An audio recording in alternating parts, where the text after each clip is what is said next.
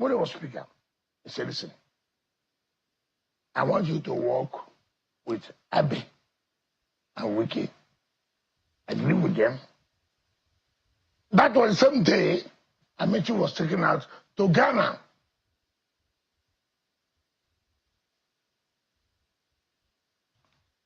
We met with Omega. Omega again as a tricky person, reduce the language while person. Why would you say that? No, he is. No. So, sir. Is that fair to say? No, you cannot be fair to Omega. That's a political leader. No, who's not a leader? Omega, he knows me. He knows me. Sir, call him Senator Magnus Abe. Who met with him? His usual Wayo characteristics. He played us Wayo. I'm using a local language balance because I was involved, not I was told. I was involved. I went to the doctor. This man is a Wayo man. We agreed I should bring this person to be the coordinator for the campaign in Obiabo and this. The moment we left Obeha, he announced another person. I went to the WW.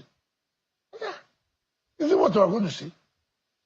He said, no, that cannot happen. With all due respect. I don't want to go back to certain things that happen. But anyway, let Nigerians hear. Let Nigerians know.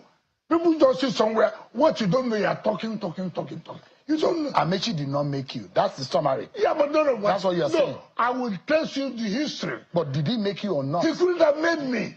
Let me tell you. Because I was chairman of council in 1998. But you served with him as chief of staff. No, that was... He recommended you to Jonathan for ministerial appointment. No,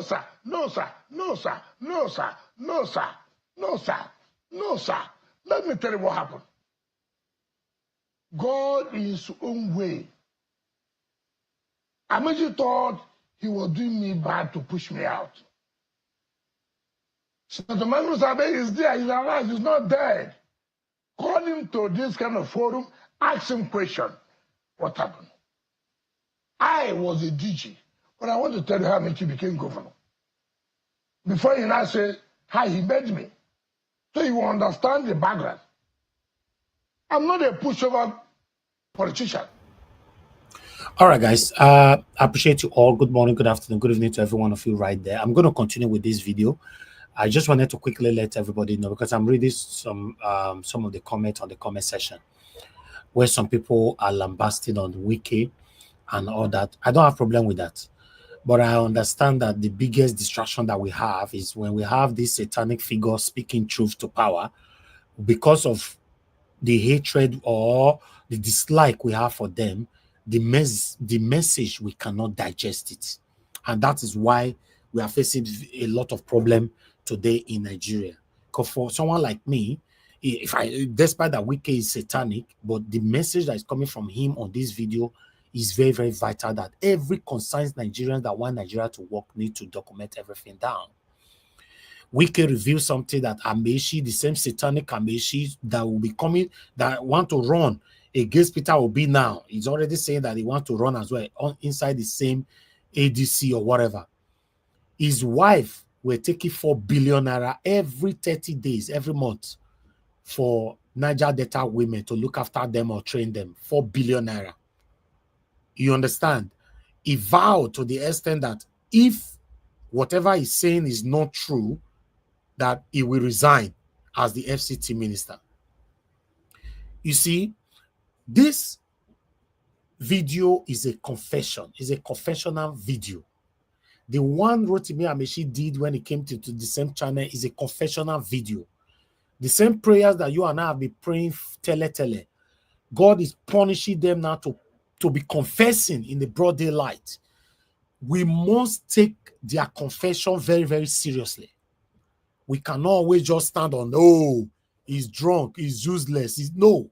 In fact, in where I came from, Edo State, you know, my king normally say that a drunkard, when they are speaking truth to power, don't beat them, don't kill them. Allow them to speak. Because in most cases, drunkards speak 90% of truth. That is it. But we get carried away easily as Nigerians. Tomorrow, now the information, vital information that we can pass on this video now. Tomorrow, many of us will forget. We'll move on. We'll continue saying our leaders are wicked. Our leader, if they ask you now to give details of what you cannot remember, please, this is a very, very serious confession. Let's pay attention to it. Thank you very much, everyone. Mother of all mommy diaspora, good evening to you, mommy. Thank you very much for all that you do. Happy Saturday to you, my lovely mother. Appreciate you. Thank you, Abu Azi. God bless you. Appreciate you for all that you do. Thank you, Upright TV. Thank you, Best Max. Thank you, Mike Akyambare. Everyone right there. Kenny Ondo, thank you very much already for the super chat. I'm very, very grateful. God bless you. Thank you so much, everyone right there. Vikwas Kwabelem, Black Panther, my brother. Adewale Babayale, thank you very much. Debsy, I can see right there as well. Thank you, my people. Tony South in the building. Thank you, thank you, thank you. Mr. Johnson, Emmanuel, Simon Gilmed, Emmanuel Shooks. Thank you, Jose Tessie. I can see you as well with us. Thank you. Good evening to every one of you. Just press on the like and help us to share. Jose Small in the building. Thank you, my brother. God bless you. Michael Kata right there with us. We have Chris Robert. Thanks for joining us. Good evening to you. Ben Osama, my brother, I can see right there. Thank you very much. Good evening to you. Ade Phillips is right there with us as well. God bless every one of you. Mother Peggy Modi. I want to be Ferdinand. Oh, wow. It's been a while. Good to hear from you, sir. Who is right there again? I just want to verbally quickly acknowledge everyone. Mother Patricia Tagbujumi, good evening to you, ma. Thanks very much for all that you do. I appreciate you very much. We again. Quickly, Christian CXL. Thank you very much. Good evening to you. Appreciate every one of you. Then we have Shei Joe. Thank you very much. Good evening to you. I guess that's it. Tombra TV. Thank you very much. Arinze Chukuma. Thank you very much. I appreciate you all. In case I didn't mention your name, Mother Stella Imasevedo, thank you very much, ma. I appreciate you always. Loa Tosi, my brother. Thank you. It's good to see you. Remy Abdul, I can see right there. Thank you, my people. I know I go miss names though because I'm rushing, but I want you to understand in case I didn't mention your name, it's not intentional. I really do appreciate you. Stephen Stan, thank you. God bless you. Appreciate you. Elizabeth Bombata, thank you very much. Good evening to you. Good evening, my wonderful people. You all right there. Press on the like, help us to share. Press on the dollar sign if you can. Encourage what we do here. Okay, I'm going to be posting out a link right now. For those of you that want to join Saturday broadcast today, please come in on time and let us speak on this quickly before we round up. But in case I don't mention your name, like I said before, I appreciate you. Don White, thank you. CEO, thank you. God bless you all. Good evening to you all. Let's continue with this. Yes, I'm not. I would do whether you like it, you don't like it. Yes, it's correct. Yes, it's correct. Now, when we did what we did, we moved Amaechi to Ghana. I was the one. In fact, I had never won a Babadiga in my life. That's after wearing Babadiga. Amaechi lawyer, who's attorney general, the latest problem here, say, will tell you the truth. In the name of Almighty God, I put my life to it. I put my life to it.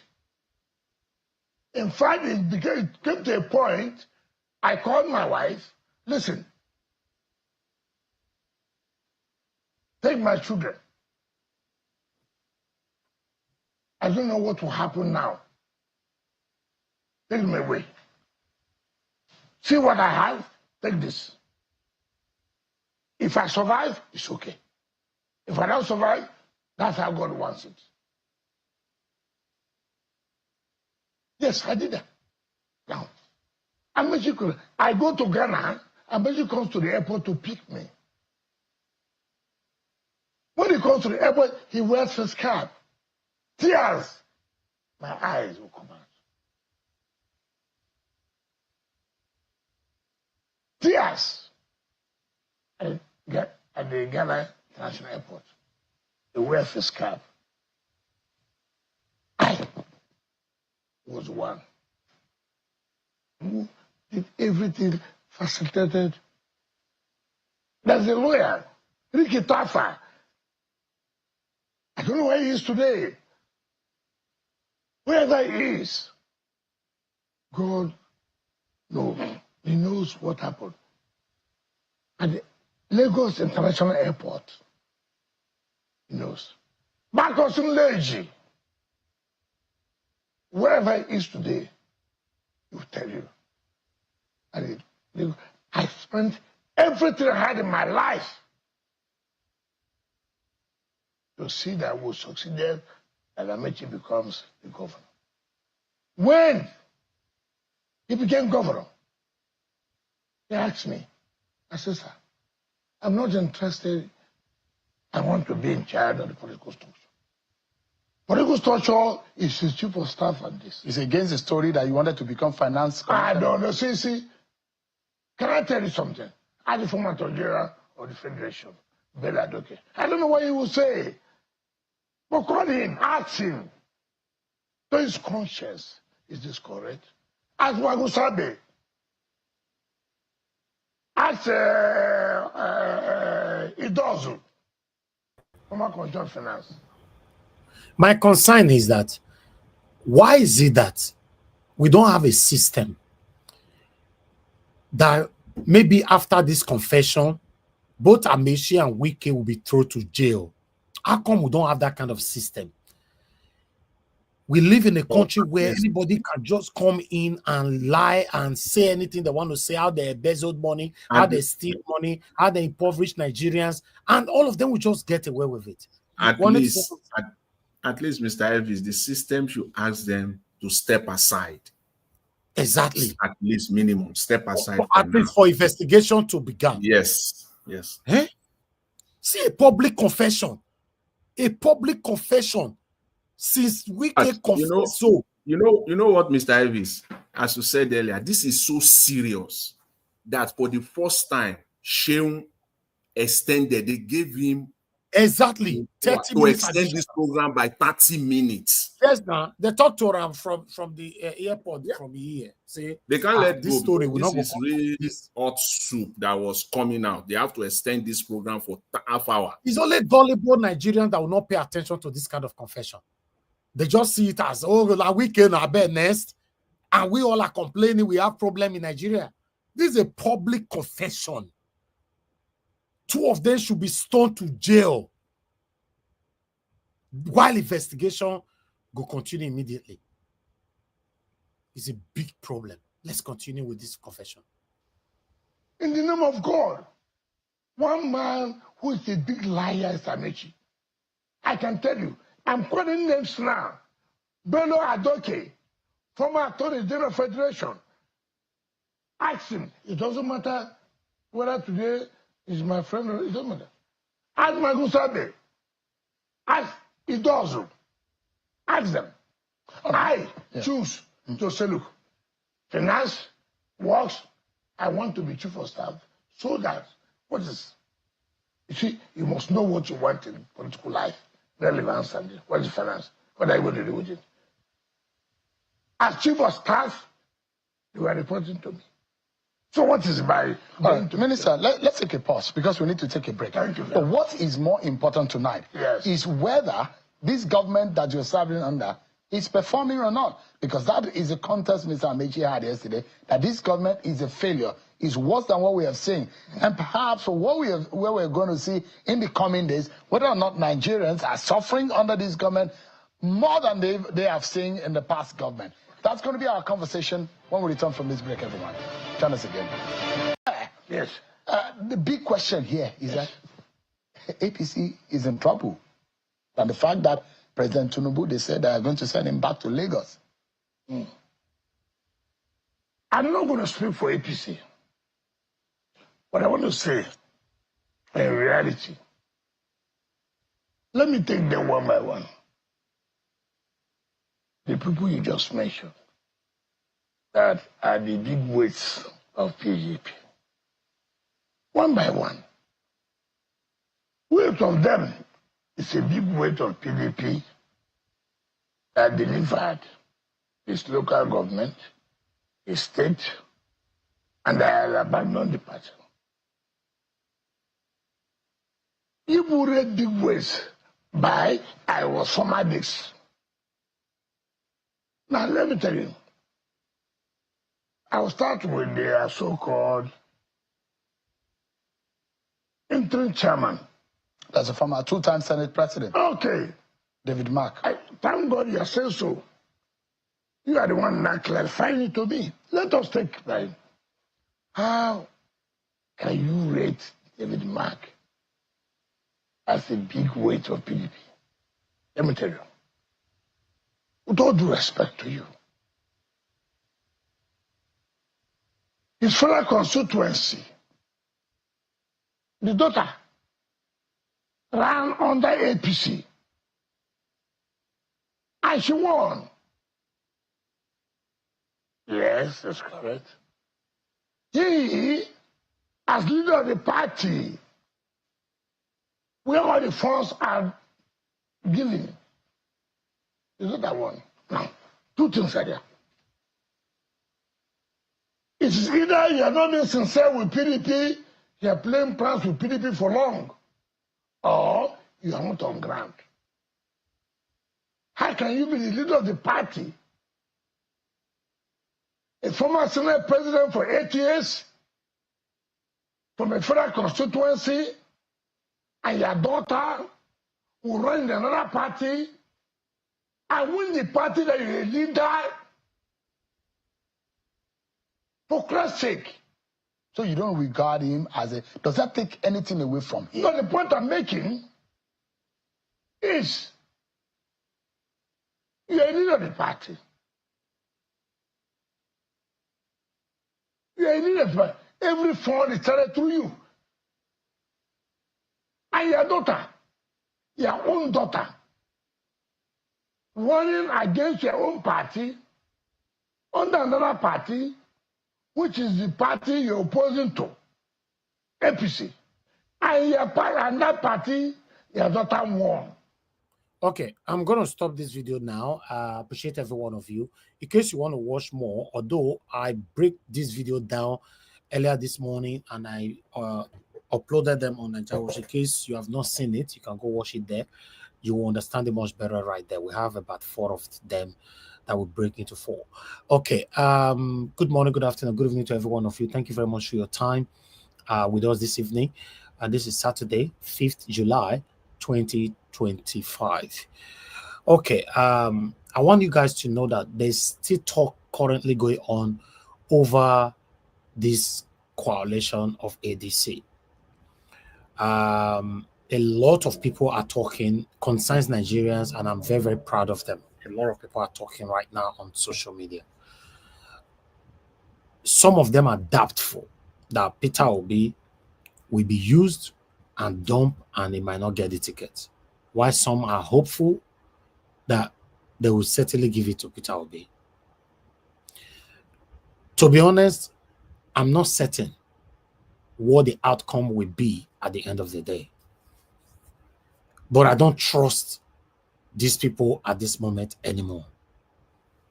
My trust will begin to grow with them immediately they announce Peter Obi as the flag bearer.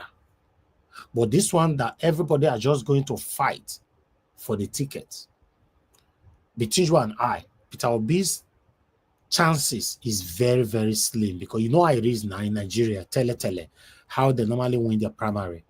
You know now, it's money. Yes, it's always money. Because last time, allegedly, they said that he could share $30,000 for all the, what do they call them? These people they're using. Delegates, yes. All the delegates. So, and they said the delegates were about 30, the 40 of them, I can't remember. So if you times $30,000 at that time, it was a lot of money. So what makes you think Atiku cannot share $50,000 this time for all the delegates? Between you and I, Peter Obi will not share that money. Even though you have the money, he will not. So, what is your suggestion? I'm not going to give my suggestion. I'm passing this question to every one of us. Now, both the listeners, the commenters, probably callers, and my wonderful panelists. What is your suggestion? If our suggestion is strong enough, we should start echoing it, speaking it talking it every day, so that you don't think that Peter Obi might end up making mistake. No, all of us will make mistake, and we might end up regretting all of it again. Good morning, good afternoon, good evening to every one of you. I would like us to start talking right now. Yes, sir. I don't mean to cut your commentary, sir, but I think you have also answered the question for Nigerians yourself. So, but I think you already answered the question because you just said it, and that's what I've also put in the comment section. Peter Obi does not have anything to do with delegates. So, where do we stand? Honestly, we are in limbo. Only God will help us. Thank you, my brother. It's good to have you on the show. Looking forward to your submission later on. But I'd like us to start with the first person that came in today. But before that, I'd like to appreciate Mr. Osevingel Mede for his super chat, and once more, Kenny. God bless you. Guys, you can help us to press on the like, help us to share, press on the dollar sign, encourage what we do here. God bless you all. For those of you just coming in right now, Fred Osagbovo, thank you very much for joining us. Good evening to you, sir. Thank you very much, Madam Bella Naomi. God bless you, man. It's good to have you on the show. Fighters of Kwebelen, once again, God bless you. Light, I can see you, my brother. Good evening to you. I appreciate every one of you right there. Let's hear from Mr. Jonathan. Mr. Jonathan, you have the show. Thank you. I greet you. God bless you. Jonathan, noise side. If they do carnival for your side, though. Now carnival they do for Joe. Hold on. Might pick this call. Make you for sort out that carnival. Hello, Mr. Alabo. Thanks for calling, sir. Please talk to us. Good evening to you. Mr. Alabo, you are not talking. Mr. Alabo, you are not talking. Mr. David, can you hear me now? Now we can hear you. Go ahead, sir. Oh, quickly. Sorry, 2 minutes. Good evening to you. Thank you. Good evening, sir. Thank you for today's presentation. It's a long one. I thought it's a day for you to even rest. I can't even pity you, say, oh, my brother. But it's well. Thank you for what you are doing. God is your strength. Thank you, sir. You are doing a great job. God bless you. And the panelists who made it possible today coming out, and the backroom staff, I commend you guys. But diaspora, the movement is ongoing. I will not give up. Thank you, Mr. Elvis. Looking at, I was just doing a video for my Rivers people, which we're talking about. People may think this thing is just a joke. People may call him a drunkard. People may call him names. But sometimes we just make reference to the Bible when God said, He will fight for you and you will hold your peace. Sometimes these people, if we can go back to listen to himself sometime, he may not even understand some of the things if it was him that was speaking. So a message is coming out. I have told us several times that this man is suffering from social anxiety disorder. Whenever he's outside, he can say anything in secret. He doesn't know. If he goes back, he might regret, did I say all this kind of things? He will now go back and try to defend it. This is really painful for me from River State. I said this is the biggest mistake we have made in life. Amaechi and Wike becoming governor. Boys who were working as for their master, Peter Odili, then in school, as a schoolboy, becoming governor of River State. It was a big setback for River State. And we can see what we are suffering today. They have amassed so much wealth for themselves, enrich themselves. You can say, he will ask you, yes, if I buy Rolls Royce, what happened? Is it with your money? Whose money? Who was this week? He said he was driving a Mercedes-Benz. Mercedes-Benz, yes, week was disowned by his father. Maybe your father was a manager of which company? What does he even have a car? Not to talk of you. So all those things are like, they were nobody. They were grown-men in school who were working for politicians then. It's not today we are having some things we call a Creek boys or all those ones. Then it was school battle, they respect. Politicians work with students who knows how to make movement. All right. But these people now came out and came into office. And they are made so much money, wasted Rivers resources. All of them want to be president, and Rivers people are suffering. We don't have water. We are pumping out and wasting gases that we can even extract it and take something out to generate electricity for our people. Yet these people are living a life, buying Rolls Royces, enjoying with their children, acquiring rivers property for themselves. Somebody to ask them, so we get the house is living, his own house in Rivers State. Who built it for him? Is it not the money the legislature is meant to use to do something for Rivers people that they use and build the house for Yesumwike? All of them are living and enjoying this life from Rivers resources, and the people are dying. I told my Rivers people that they should not worry. They will come out more and disgrace themselves. The just thing that disturbs me is that we are in Nigeria, a society where people will be confessing, saying bad things they are doing. Okay, and Mr. Alabo, is responsible thank you. to hold them responsible will not do anything. Thank you. They will not do them Thank anything. you, Mr. Alabo. Thank you, sir. Thank you, Mr. Elvis. Yes, sir. God bless you, sir. Yeah. Okay, let me quickly hear from Madam Deborah. You know, Madam Deborah, please, I'd like you to talk to us sharply. You only have 3 minutes. Please work with your time. It's very, very important. Madam Deborah, are you there? Can you hear me? Hello? Okay, thank you, man. Good evening to you. Yeah, I can hear you. Okay, you have Good evening, 3 Mr. minutes. Elvis. Work with your time, man. 3 minutes. Thank you, man. Good evening to you. Yeah, it's just a quick one. Good evening to everyone. Mommy Diaspora, well done for the good work you're doing. Just a quick one. Listening to once Mother Deborah does say it's a quick one, they look on our time. Oh, this woman have never give a submission quick one for this platform. Never. Have Mr. Elvis. Thank you, man. Go ahead. So, honestly, listening to Wike is a torture. Just listening to his voice is so annoying. But then we have to listen. You see, the fact that he can come out and talk, just like you rightly said, they can come out and say anything, and nobody is going to hold them accountable. That's why they feel he can come out and say anything in broad daylight, and nobody would dare to question him.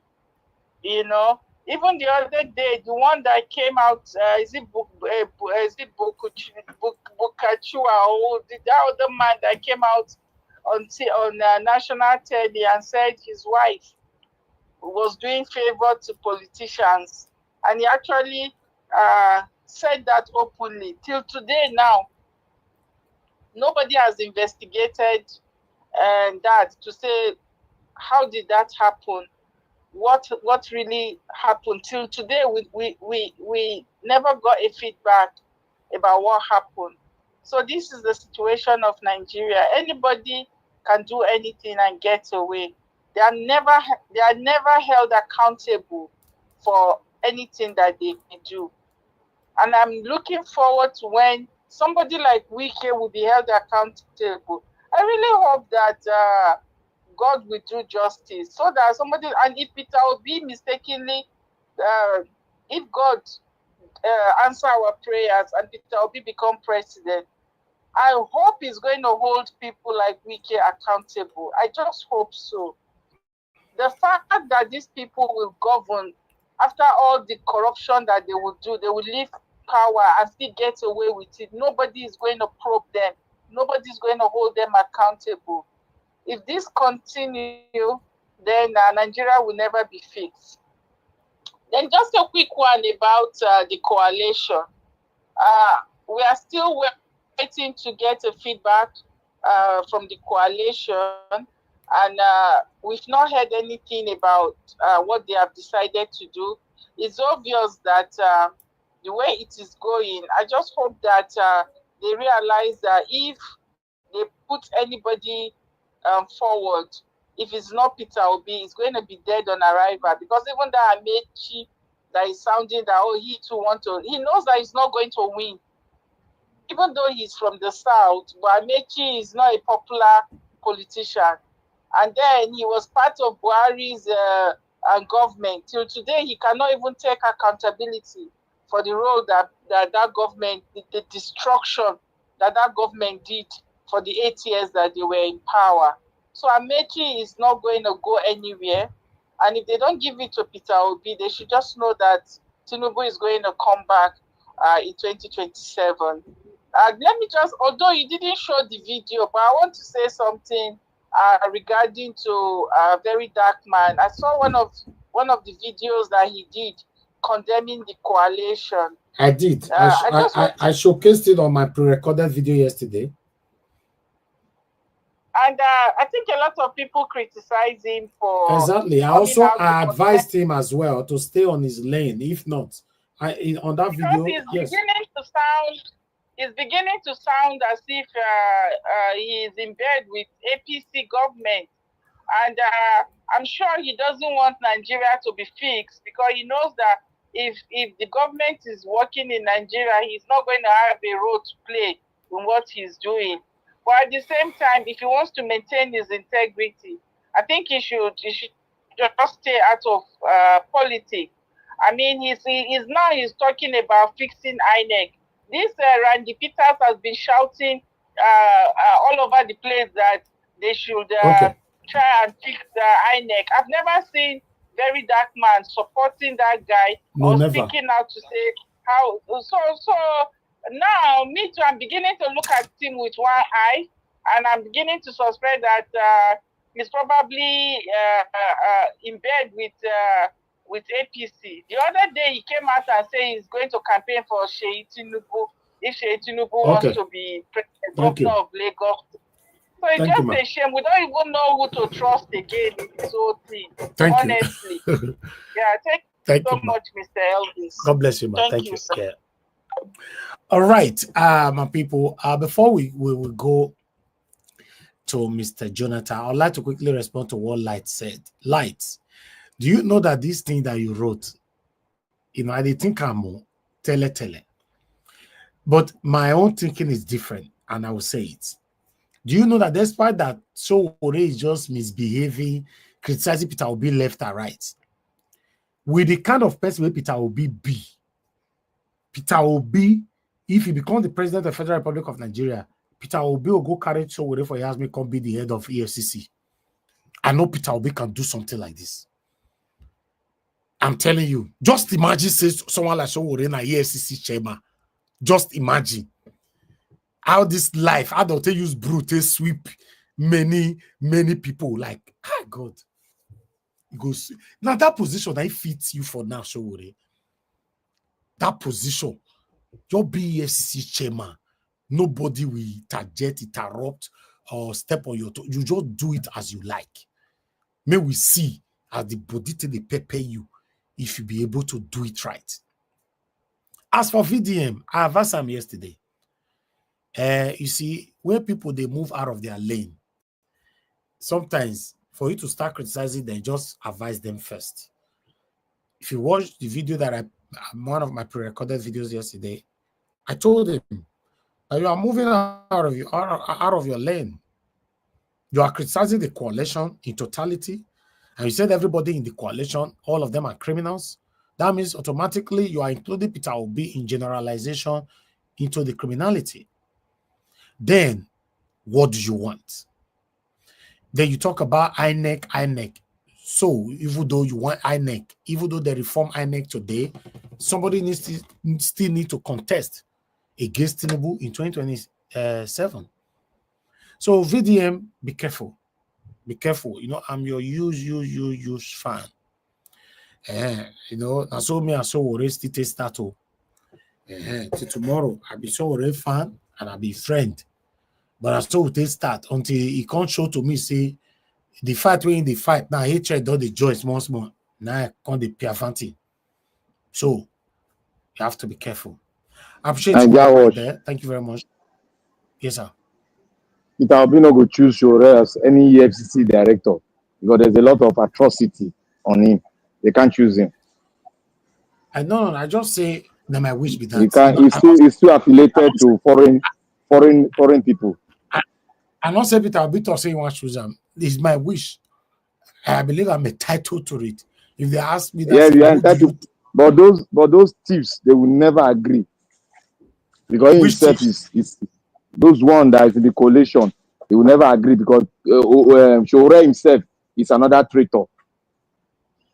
Why? If Peter Obi don't become president, people in coalition will be telling him what to do as a president? No, if to choose the FCC, you see, this coalition, there's an agreement to make you know. Not be everything Peter Obi go choose. Forget that thing. Now today people not be everything he go choose. EFCC can be chosen by Peter Obi, but you know go choose this boy where they take money from foreign experts. All these way they tell us how do 110. So for your mind, you believe I'm right. Forget that thing. No, make you do 110. Make you do 110. Make come on. Black man, I don't know your argument, but you know go. You know my argument. Don't say you don't know my argument. Wait. This is it. Wait. You know go pick Showore as EFCC. Not possible. But with this coalition now, he go appoint all these crooked people to his cabinet, whether you like it or not. The crooked people, one of them will call me, but most of the crooked people go appoint people where he clean for them. Because he go tell them, say, bring person that is clean. I'm saying that these crooked people will end up in his cabinet as ministers, as key positions. Very few for key position. Very few. It takes only one bunch to spoil one apple to spoil the whole bunch. Please, it doesn't. You don't need to have 10 of them. One alone will see. Don't let us put that in our mindset. Don't let us. We are distracting. Why will you not put it in your mindset? You can put it as an argument of discussion, but don't put it in your mindset. Because put it in your mindset, you never think positive about Peter Obi doing very well. It doesn't mean, let me tell you. It doesn't mean that Peter Obi is just like what we call half bread is better than none. That's what Peter Obi is entering into now. You have to know that it's only a case of half bread is better than none. When Mr. Peter Obi, at the end of the day, they picked him as their candidate. All well and good, fine. Nigerians will rally behind. But Peter Obi told us that there's no way we can do it all alone. He said it now. No, you can't. Anyway, see, if there is proper electoral system in Nigeria, we can do it all alone. Now you are talking. You want him there to change the electoral laws. If Peter Obi has a platform, that's why they destroy Labour Party, and they are destroying Labour Party. That's the reason why they don't want him to have a platform to sit on. If Adibin Labour Party is functioning properly, and Obi is there. All right, now. Mr. Jonathan, both of you talk within yourselves. Just talk within yourself. Thank you. Anyway, let me just say this, briefly. Mr. Ellis, I greet everyone. Thank you, sir. On the panel. Welcome, Mr. Black Panther, Mommy Diaspora. God bless you greatly. All the commenters and all the callers. I greet everyone. God bless you all greatly. You're welcome. On this wiki, first of all, on this coalition, right? Confession. See, the coalition first, is coalition, and then the great. I call it the Great Confession. That's the video, the way I saw it. When I started watching that interview, like any other interview, especially Wike, I don't listen to him. You see all those media pally that he throw out every week, every other week. I don't follow. I just get beat here and there. I cannot sit down for 2 hours listening to Wike. It's a total waste of time. But this one, just as normal, I let me just hear it because it is set up to be a response to Amaechi. And I never had the intention to even listen to it all through. But after the first 5 minutes, I quickly brew myself a nice espresso.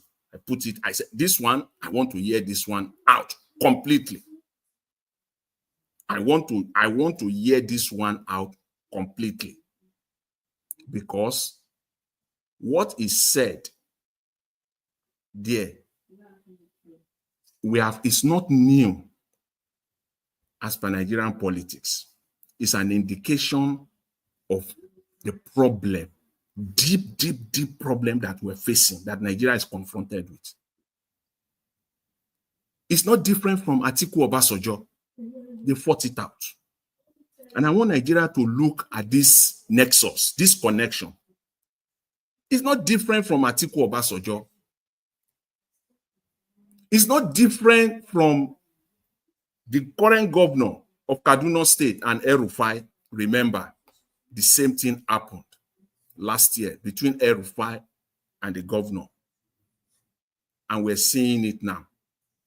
Ironically, these are the three people that some way, somewhat, they are now putting themselves out, either directly or indirectly. Amaechi, Atiku, El-Rufai. Just look at that connection. Can we say it's just mere coincidence? These are the three individuals that have this same thing that is going on between Wike and Amaechi. The same thing happened between Obasanjo and Atiku. The same thing happened between Ahmed, the current governor of Kaduna, and El-Rufai. And these people now, all of them, whether we like it or not, they are interested in power.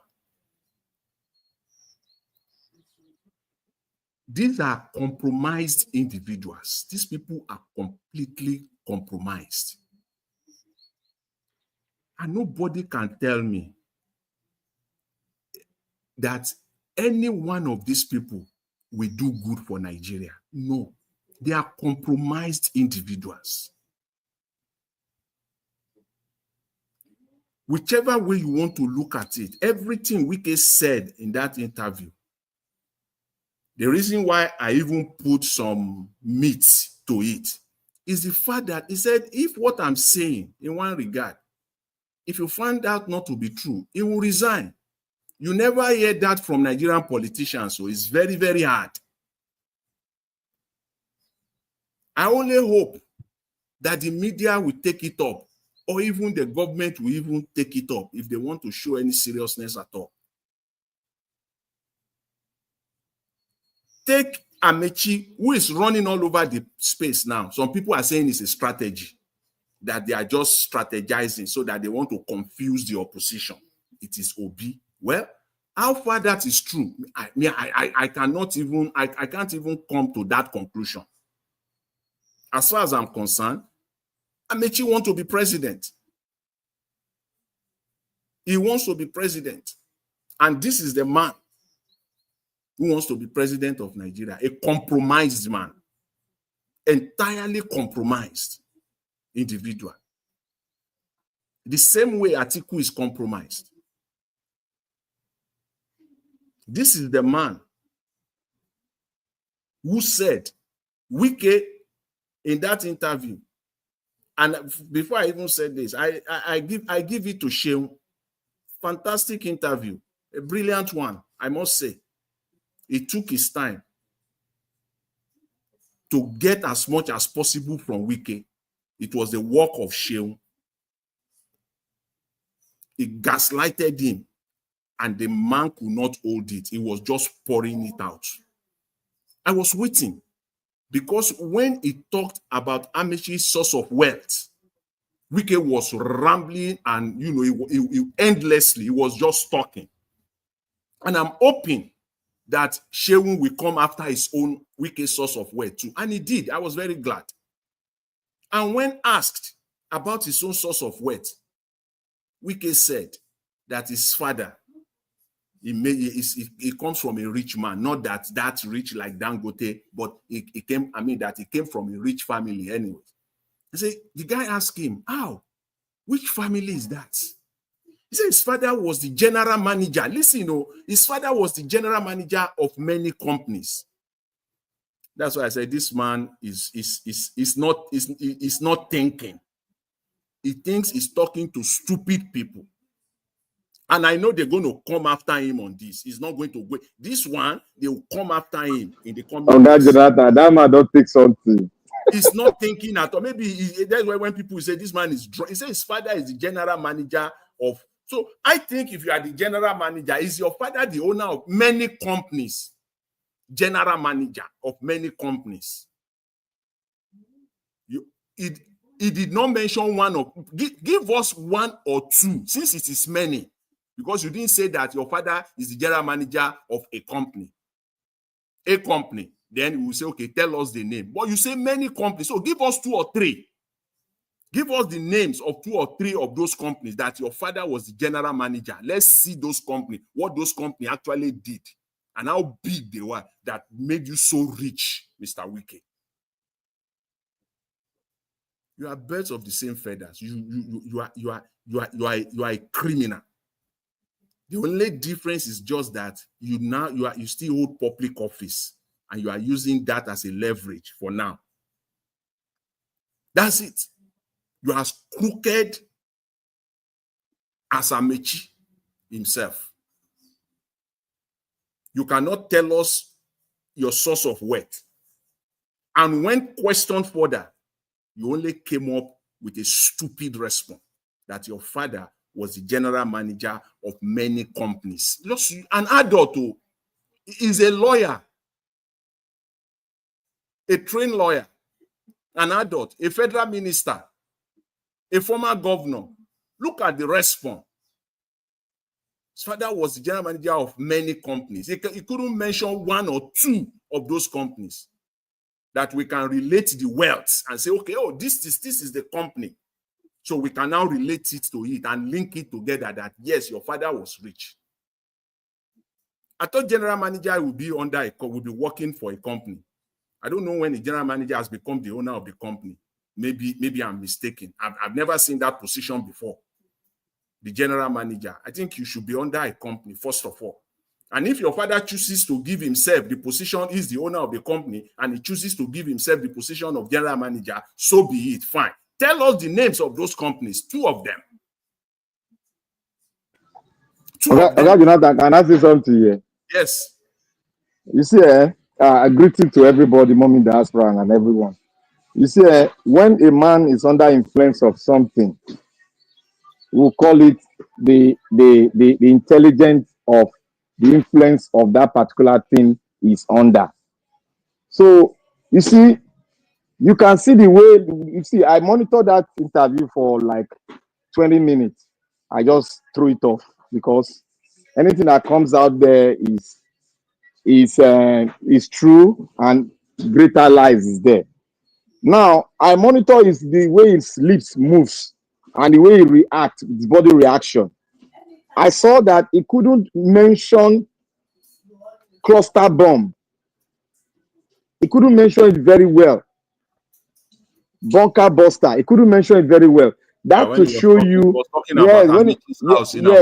yes, he couldn't mention it very well. That is to tell you the influence of something is under the influence of something and it's not articulated. Look at the way he was hesitating and stopping the coordinator of the platform itself. That was something you cannot do when you're on your right senses, because you should come with respect and should come with a lot of a bigger broad that you are facing the entire world, or you're facing a country, you're speaking to them. I know that Amaechi is one of the most corrupt person who does his corruption hiding himself, but him do not even hide his own corruption. Okay, he's accusing Amaechi of taking a Rolls Royce, and you are buying a Rolls Royce. So why are you describing yourself to the world? You see, a smart politician will not even go that route, because he said you accepted a Rolls Royce. They now ask he accepted a Rolls Royce. They now ask you, what about you who bought? He now used his father, and he now said he was driving a Mercedes Benz in university. All those things now lie. All those things now lie. He was just trying to cover up the other side of him buying a Rolls Royce. The president should have just called him and tell him to resign, because he has indicted the presidency, he has indicted his personality, and he has indicted the state. Because what he said there, anybody in the government can afford to buy Rolls Royce if he can afford to buy Rolls Royce.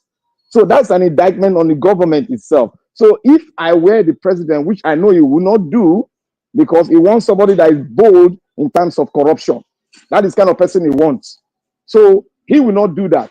So Nigerians was saying something about let us listen to his level, what is revealing to us.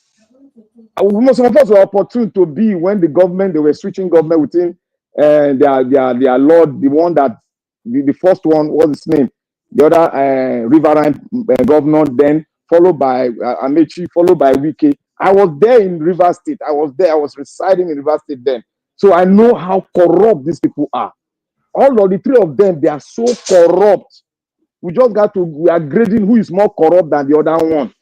Because if a governor can sponsor himself to become a president and spend well over 1.5 billion then, about 20 years ago, what can you say about a governor who never leave? He's spending 1.something billion to contest for a presidential position. Then what do you people think that is? A governor who lobbied his wife to become a Supreme Court judge. This is the same footstep Wike is following, lobbying your wife to become a judge in the federal status.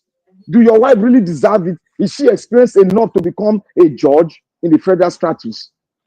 There are so many experienced people there, but they refuse doing that because they are manipulating the structure. And Nigeria said, why are they not arresting them? Nigeria, what did we tell you at the beginning? What did I say at the beginning? I said, we don't have the constitutional power because that constitution you have there does not give even the citizen power to act. It's a corrupt constitution given to us by these same corrupt people that have joined the political sector, from the military to the political sector. They are the one that gave you the constitution. How will that constitution now act against them that have given you the constitution? That is why we say Nigeria will never work if we don't have a new constitution and a new rule of law where every one of us will agree and put signature to it that anybody that does this, go to this jail, no influence. And the judiciary will have their own budget from the national house, not through the executive. Because what we have now, they are getting their money through the executives. They don't defend their own budget. So the independence of the judiciary is nowhere to be found. They are subjected to the government. That is it. Even those that are defending their budget, they are still corrupt. How much more the one that is coming directly? Look at the EFCC. The president will elect the EFCC. The president will elect Chief Justice. The president will elect the key structure that holds democracy. How will that work? We should be asking ourselves questions. That's why I call all these people compromised individuals. You are the governor or a minister or a former governor. Your wife is a Supreme Court judge or an a Supreme Court justice or appeal court judge. All this. That's what I meant. Part of their compromise. Position. All of you remember what Odili wife said during the court briefing. You remember what he called us? Anyway, the minimum. Anyway, as far as this revelation from Wike is concerned, for me, what I'm requesting for, what I'm asking in a normal society, it shouldn't just go away like that. It's a reflection of who we are. The government before you and I knows it. The criminal act would have caught up with them earlier before you and I even know it. Yeah, it's a reflection of who we are in that country. It's a reflection of our system. It's a reflection of our corrupt system. If not, with this kind of talk, there is this thing in Yoruba. They will say, when two people that they used to be friends before, and now they are staunch enemy to each other. They will say in Yoruba, they will say, by themselves, they will begin that's what is happening now. By themselves, they are buying themselves. And that is what is happening. And when that is happening, it is God that is at work. What we're seeing is not just is a preparation for a good Nigeria. I can say it in that light. You see, because at the end of the day, people like this, we have no space, any kind, near public office. They will never, because you already know antecedent is in governance. In governance, I don't understand us in Nigeria, and God will help us. The country cannot work the way we are handling it. When it comes to our personal life, when it comes to our business life, we follow the book. But when it comes to public governance, we deviate from the book and we think it will just work. It will never work. Jonathan, let me just come in here. See, let me finish. Because if you want to get a job, they ask for references. They look for your references. Any tiny thing like this, forget it. That job is gone. They're not going to give you. But when it comes to public office now, that is so glaring, and people will still be arguing. What is wrong with us as a people? The country we are living in now is a reflection of who we are. When you see somebody who have messed up in the past, that is it. He cannot have it. We are a people, we're a country of 200 million people, 200 million. Okay, Jonathan, do you know why this thing is happening all the time? It is because we Nigerians are afraid to face the future. We are just afraid. You see, there are so many factors we have to pull down to face the future. Okay. One, all right, the factors. Okay. Sorry. You continue for that, your one. I want to divert a little bit because Atiku have started campaigning already that if by God's grace, they gave him the ticket on the ADC, this is what it will do and all that. It was speaking Hausa, but some of them was able to be translated. So I'd like us to listen to these two important video right now. Campaign have started. Watch this. Tabbatar da cewa kusan kashi 70 ya zamanto mata da matasa.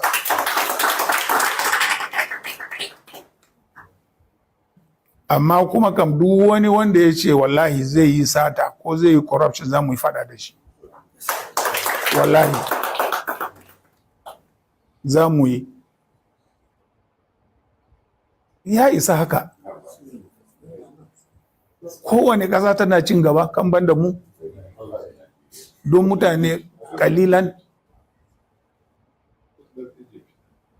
Shi yasa ko da muka zo wajen interim leadership din nan muka zauna muka tabbatar da wanda za mu ba mutane ne waɗanda suke da kima, waɗanda suke da gaskiya da sauransu. So daga shugabancin jam'iyya za a nuna cewa shugabancin gwamnati ga yadda za ta zamanto. So na gode kwarai da gaske da wannan saduwa da muka yi, kuma na fata kamar yadda Allah ya kawo ku lafiya, Allah zai mai da ku gida lafiya. Kuma wannan gidanku ne. At any point in time. Now, Peter Obi cannot expect to fight for a ticket under the same canopy with Atiku and expect to get that ticket. It's not possible. Atiku is already showing desperation. When was the last time people see Atiku hold mic? They talk like this. Since when Tinubu was sworn in? When? He's nowhere to be found. Now, this man is telling you now that, yes, I understand how to speak and communicate with my people. The battle have just begun. That is it. But let me take this one, the last video that I have here. Then we can start talking. And in my opinion, is probably going to lose the third one. He lost the first one with Atiku Abubakar in 2019. He lost the second one in 2023. Now, to Peter Obi as a person, first of all, I'm going to start with the credits. The good side of Peter Obi is that he comes across as someone who is not given to the Nigerian big manism. But outside of that, when he was governor, Peter Obi was not considered as one of the shining lights of the time when he was governor. Peter Obi was at best an average governor. Peter Obi was a governor that didn't care for the quality of roads that he built. And these are not my opinions. I'm reflecting what has been written by people. Peter Obi was a governor that didn't care about the quality of roads that he built. If he built at all, he just would build sharp.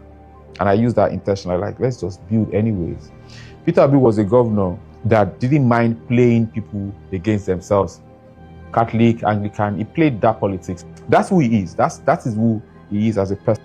He doesn't come off as intellectually layered.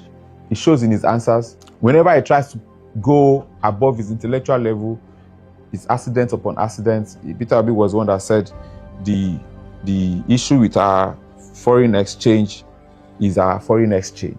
I have not heard something. Some people said he was the worst governor ever. He doesn't have the intellectual depth to be president. I don't begrudge those that want him to be their president. I do feel for them that it will not be Nigeria's president. Not will not be, it cannot be Nigeria's president. Because when they hear them, the battle has started. They are already paying all of them now to fight Peter Obi. Peter Obi should just come up for that ADC. May you come up for this. There's no need for Nigeria Watch. See, okay. Nigeria Watch. The person talking to you now is an APC person. And so they paid him. So they have to pay him. They have to pay him to divide. Have you seen they come out to speak against article? Why Peter Obi? That is the question and the answer. You know. So is it like saying this APC no go work for us? So It go work, Nigeria. You go work. Okay. I hope I'm rubbing your leg, Mr. Black Panther. Look, I beg rub well. It go work. I'm very sure. You hoping that it will work. See, let me tell you. This as far as this all of them are coming out already now. As far as this coalition is concerned, see, let me tell you, there should be no primaries, and if there will be at all, it must be a candidate of consensus. It will just be a formality. There must be a candidate of consensus behind, and that candidate must be Peter Obi. Anything that is short of that is a waste. Mr. Peter Obi will have lost out completely, and by that time, there will be no space for him again. Labour Party, he can't go. He can't go back to Labour Party. If he goes back to Labour Party, it will have to go and carry all the pieces there, all the bits and pieces. Okay, Jonathan. Yeah. I want you to do one thing for me. Please, I beg you. If you do it, you will see what I'm saying. Go and take all the people that have spoken concerning this ADC, people that are in there. Go and take and study their body moves and the way they went about it and the way they concluded it, and you come out. Do you ask the question? Do you think Peter Obi can have this ticket in the presence of some of these satanic? Before Peter Obi went into this issue, Peter Obi told us his standard that he wants, and you all know the standard. He said, "I cannot."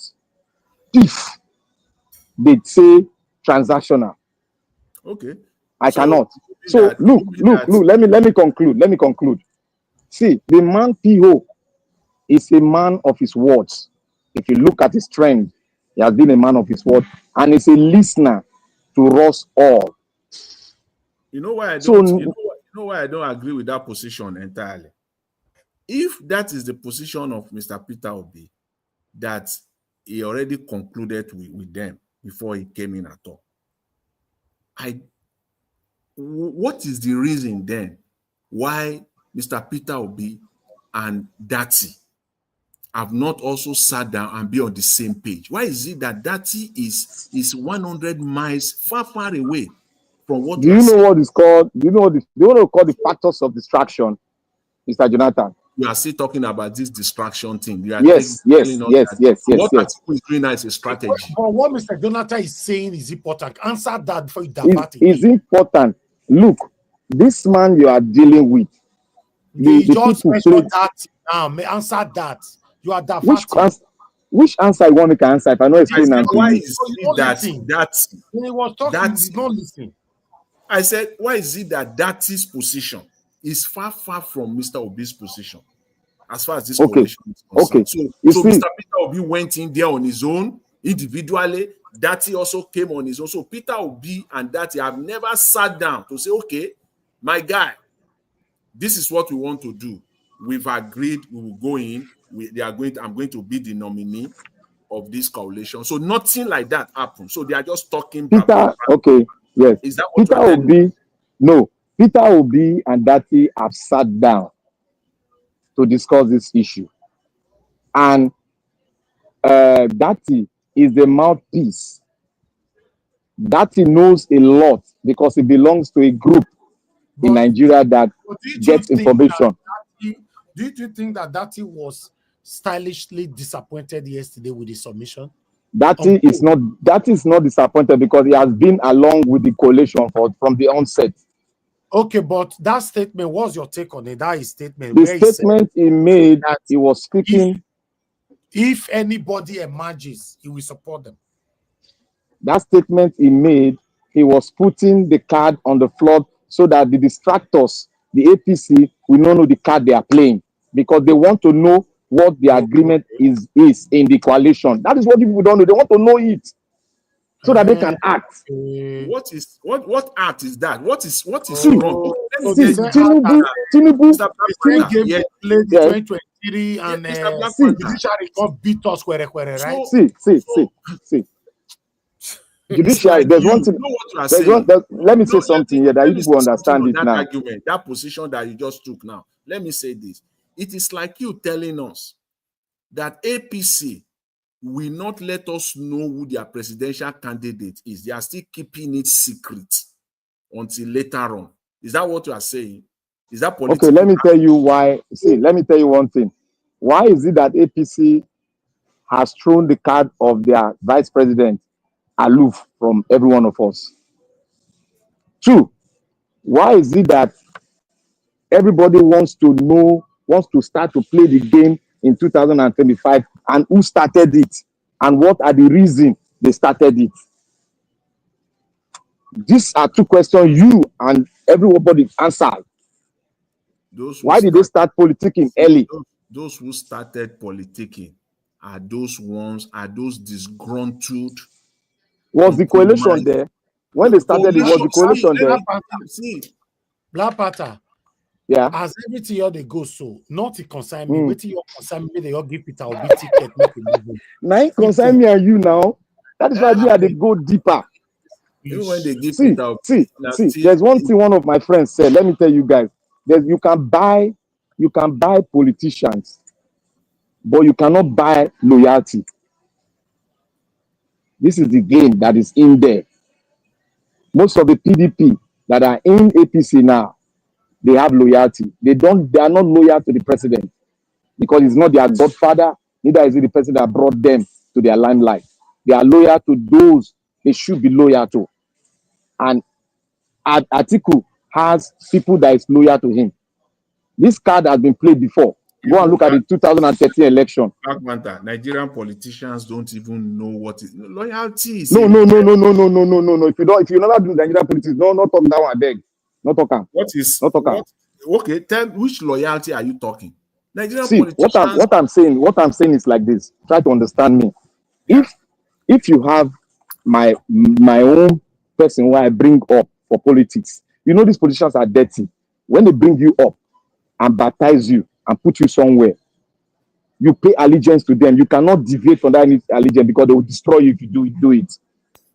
Now, if they now go to the camp of APC, despite they're in APC, they will still be leaking secrets of destruction against their boss that brought them to the limelight. They do that. They not very well.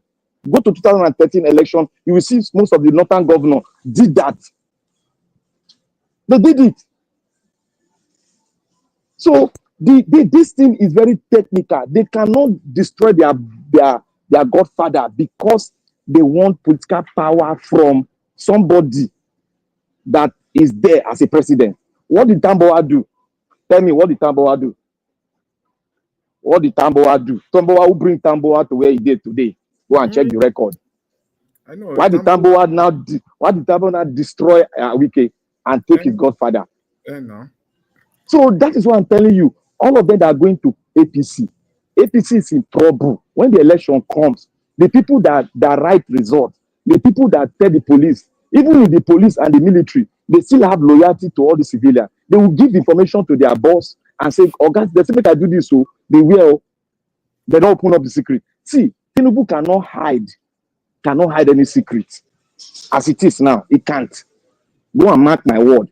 This coalition, they are very tactical.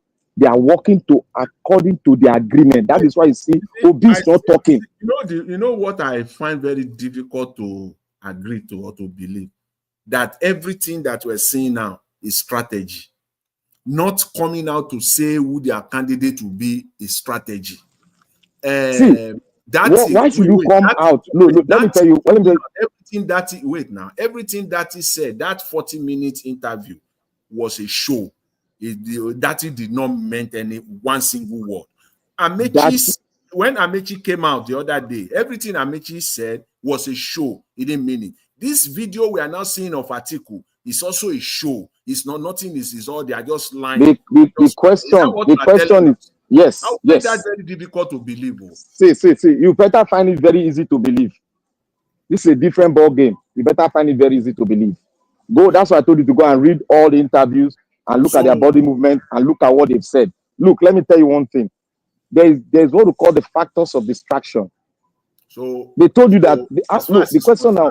The question I'll ask you now: can you do it? Never become president of Nigeria, right? Okay. Can you say now that a coalition in Nigerian politics can be done within 2 days, 2 weeks?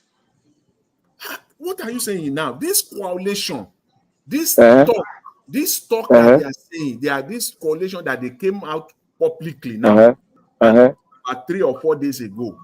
How long have this discussion have been going on? We will say 18 months. There's something 18 months. There is this adage. If somebody who wants to become a madman, he's been preparing to become a madman. That adage, not the work for system where they want change. Wait. How long this coalition has been going on? This talk has been going on now for almost a year. Did you know? More longer than that. Did you know? And the beginning of it. I'm asking you a question. Did you know? Know what? Did you know that there was a coalition? Did you know? We've been hearing it now. You see, you've been hearing it. Did you see anybody moving as if they are doing a coalition? Look, let me tell you, they just see, many of them were not involved. They only came in this last moment. Many of those people, Nigerian politicians are watching before they throw in their nets. When this coalition started, many of the people that you saw a few days ago, they were not part of it at all. But it is the dynamics as things were evolving. They are playing their cards. Some of them got into this coalition 2 weeks, 3 weeks, even a month ago. They're not part of it before. Okay. Let me tell you. If you know you have been in the political scene before, you have played before. In PDP, there are 3 groups or 4 thereabout that make PDP. In APC, there are 3 groups that make it. Wait. Let me finish that one. Wait first. Let me make you understand it. There are groups that make a party, and the head of the groups go for the discussion. Not everybody. And when the head of the group decide, it is mandatory. Everybody that is in that group follow the leader. And Atiku head one group in Nigerian politics. One group. If you know the group, go and ask people that in PDP. They will tell you the group. Then Tinubu hold one group. I don't know the group that this guy is in, Amaechi. I don't know the group that Amaechi is in. But I know that Atiku is holding one group. And Nigeria Watch knows about what I'm saying. I understand all these political dynamics you're talking. You see, somebody like Amaechi is only money that is using, to play his own politics. Rufai is forget. Amaechi they come for president. They come for president. Rufai is religion that is using to play his politics.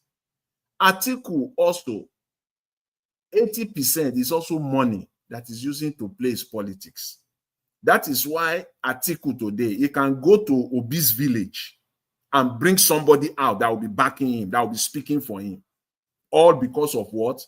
If the person you will find crooked people there that will align with, because he will have paid them. See, I just pray.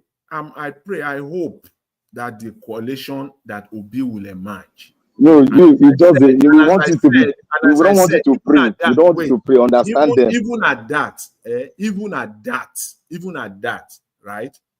it is just half-baked bread for Nigerians. It is not what Nigerians really want. But we will say, okay, let's take what we have and work with it. But it is still not the best. What?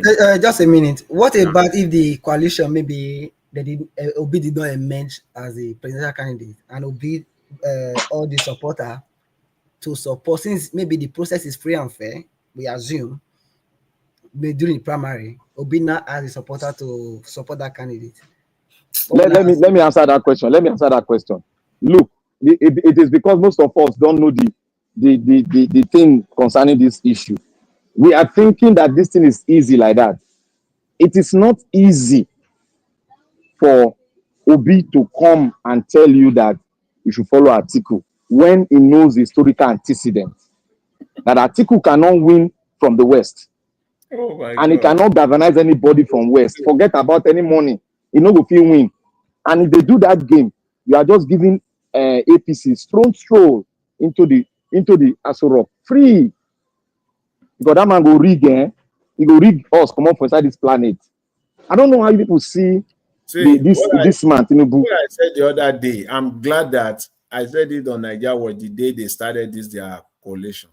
And I'm glad that I've heard it from so many people on the mainstream media, because the issue of the regions, the 6 geopolitical zones in Nigeria. What you said, the reason why I'm bringing this up again, because you said that if that should happen, Peter Obi comes out and tell Nigerians or supporters that they should now back, say, Atiku, for example.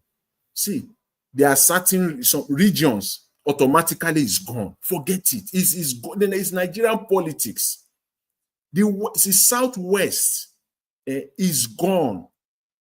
Whichever way is gone. The only person that can bring tangible votes out of the Southwest region is Peter Obi, as Nigeria stands right now. Not Atiku. If Atiku could has the capacity to do that, he failed several times. I believe 3 or 4 times.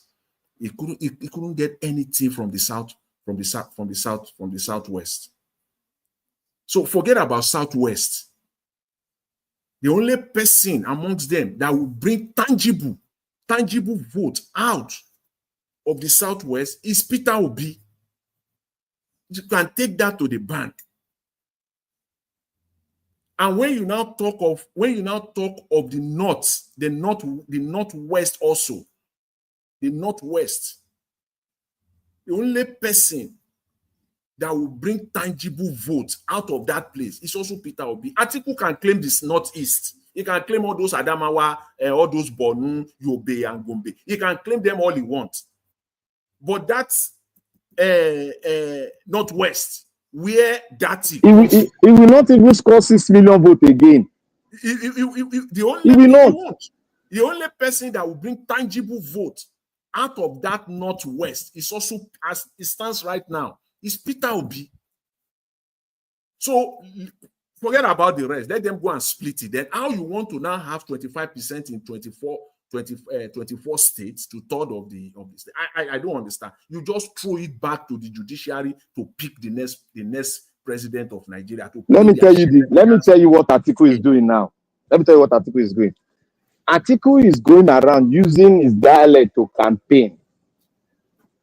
And remember, in politics, what they say outside is different what they play inside, because the game is played from the inside. Atiku is doing that. What I'm trying to tell you all is that this coalition, they are not going to open up, no matter the pressure from you and I. It's left for us to understudy them, look at their body language, go back to their former tape, and monitor their talk. You will trace where they are coming from and how they are going to maneuver it. Start from the registration. Start from the registration. All your position supporting this coalition, you ing it on this one argument, and it is a matter of life and death that this coalition, they are strategizing. Everything yes. That's what I'm saying. Not to be so, it will be suicidal. I'm open. It will be suicidal now for them. They know now. See, I'm open. I'm giving like 1% to it, just 1%. 99%, I'm not buying it, but the 1% also can turn to 99%. There can be that turnaround, 360 turnaround. I'm just hoping that it is a strategy that they are playing. Atiku is playing it. That is playing it. Amaechi is playing it. El-Rufai is playing it, as we have seen in the last 4 days, that they are playing it. It's a strategy. 1% I gave it. But because I cannot submit myself to believe this Nigerian, and as you will also say, Nigerian politicians can never change. I believe in that strongly. Not just yes. Said, let me put another point. Let me put another point to you again. Not just because you said it, but because historically, that is it. How it is in Nigeria. They can never change. It will take more than all these things we're talking to change. They need to be kicked out. Jonathan, you know that Atiku tried to break the gentleman agreement before. It didn't work for him. That's to tell you that agreement, that bond is too strong to break. If he tries it again, he might go further in breaking their investment. And you know their investment is Nigeria. So they will try as much as possible to keep it. Look, all what we should be doing now should be using our sense and tactics. This Nigeria, to get it, now 2 ways, Agbero way and tactical way, or you combine the both. What they are doing now, they are combining both, bringing Obi in to combine it. They've already agreed who is going to be the president. They've agreed. That is coalition. Coalition don't go for primaries.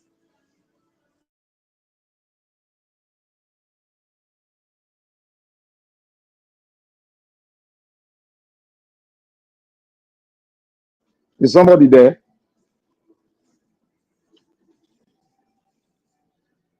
Hello? Rappers, I can hear you. Yes, I can okay. hear you. All right. Somebody there. Talk now. Go. Continue. You said so now anybody can come in and talk now with this. This is what they do, gentleman. So now 2027, now you go see yourself too, man. Now 2027. No,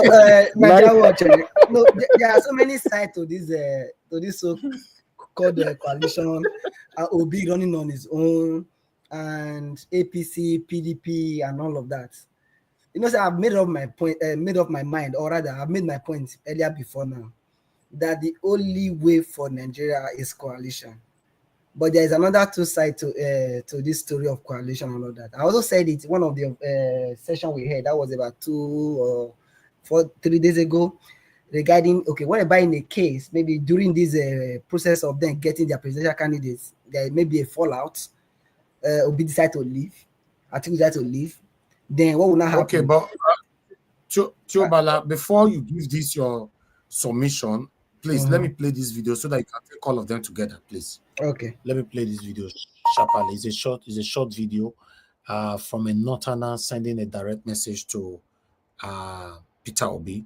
So I think every information is very, very important for us at this particular moment, you know, so that our principal will know how to put the leg down. Because many of the people surrounding him right now, they cannot be trusted. Me, I not trust them. I don't know whether I not trust anybody surrounding him. Me, I don't trust them. So, but let's listen to this particular video sharply. Bear with me, guys. There you go. Or you ever love Peter Obi, or you vote for Peter Obi, or you believe in his own ideology, the favor that I would like you to do for him is to share this video until you reach him. I'm not asking you to share this video because I want to get followers or views. I'm telling you to share this video because I like Peter Obi and I also believe in his own ideology. I see Peter Obi is going around the northern Nigeria, northwest to be precise, digging boreholes, doing some projects. I don't know whether you have a very good political analyst to tell you the northern politics. I'm born and brought up in the north. Atiku Abubakar, Ali Mustafa, Konkoso, they are all my brothers. Let's forget about the religious difference because we are religious by God. We are brothers because we first become northerner before religion came. So what am I trying to point out? The political architecture of the Northwest depend on religion. The people who are controlling the politics of the Northwest are imams.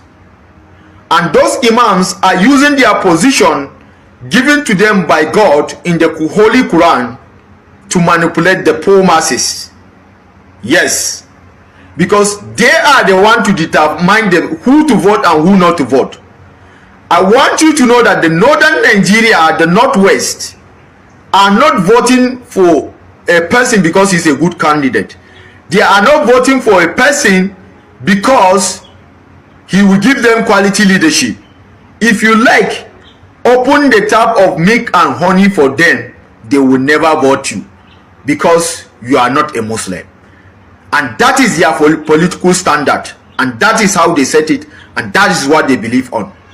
So I would like you to save your energy and stop all those projects that we are doing, to focus on area that vote for you last time, and also motivate the North Central Muslims, Kwara, Kogi, and the rest, and Benue, to motivate them to vote for you for 2027.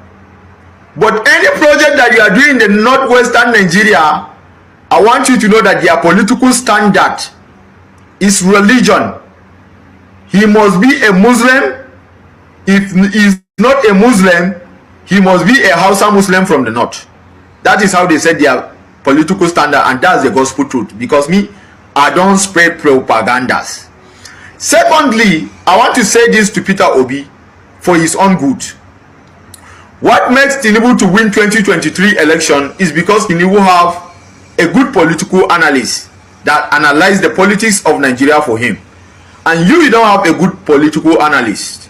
Let me tell you the fact. Most of the Yorubas that motivate you to contest for that election, Peter Obi, they did not motivate you because they want you to win. But they motivate you to come out because they want you to provide that 12 million vote you and Atiku Abubakar got in 2019. That is why they motivate you to do that. So for you going into politics 2027, make sure you have a very good political analyst that will analyze politics for you, because the northern politics is more than what you think. Why did I say so? That the Yoruba did not motivate you to contest because they want you to win. We all know Yorubas. Yoruba cannot choose you over their brothers. Yoruba are so united, and they are Yorubais in their lives. That's what I want you to understand. Yes, the person that analyzed that political structure for Bola Ahmed Tinubu is a smart person. Number one, the role that you are going to play in that election is for you to contest and divide the 12 million vote that you have, you and Atiku Abubakar in 2019. And the Muslim ticket that was given to the North, because they know if they did not pick a Muslim from the North, the Northern Muslim would not vote for Bola Ahmed Tinubu, and because they are religious by God, and that's the gospel truth. For Bola Ahmed Tinubu to get the 25% in the Northwest, he have to choose a Muslim ticket. Although Bola Ahmed Tinubu did not pick a Muslim ticket just because he want to Islamize Nigeria or anything, he just pick it to win election. And you as a Igbo man, they know Igbo man, when he stand on something, he don't withdraw. So that is why the Yorubas energize you, motivate you to come out for the president. But 2027, we want to make it something different. That is why I'm advising you to be conscious of your political strategies. Northern Nigeria, Northwest to be precise, their political standard is a Muslim. If you like, open the tap of milk and honey for them. They will not vote you. They don't vote Kapuri. They don't vote Adni. They only vote for a Muslim. That's the gospel truth, and that's what they stand for.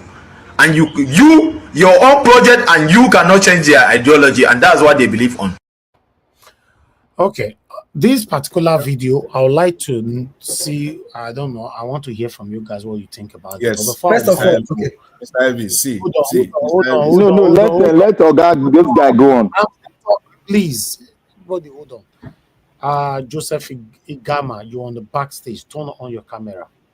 I want to see the person behind that name, because once they start talking now, you might remain that backstage for the next 78 years. So just do it as I'm looking at it right now. If not, anything delay more than 30 seconds, you're going to be on that backstage to tell sir.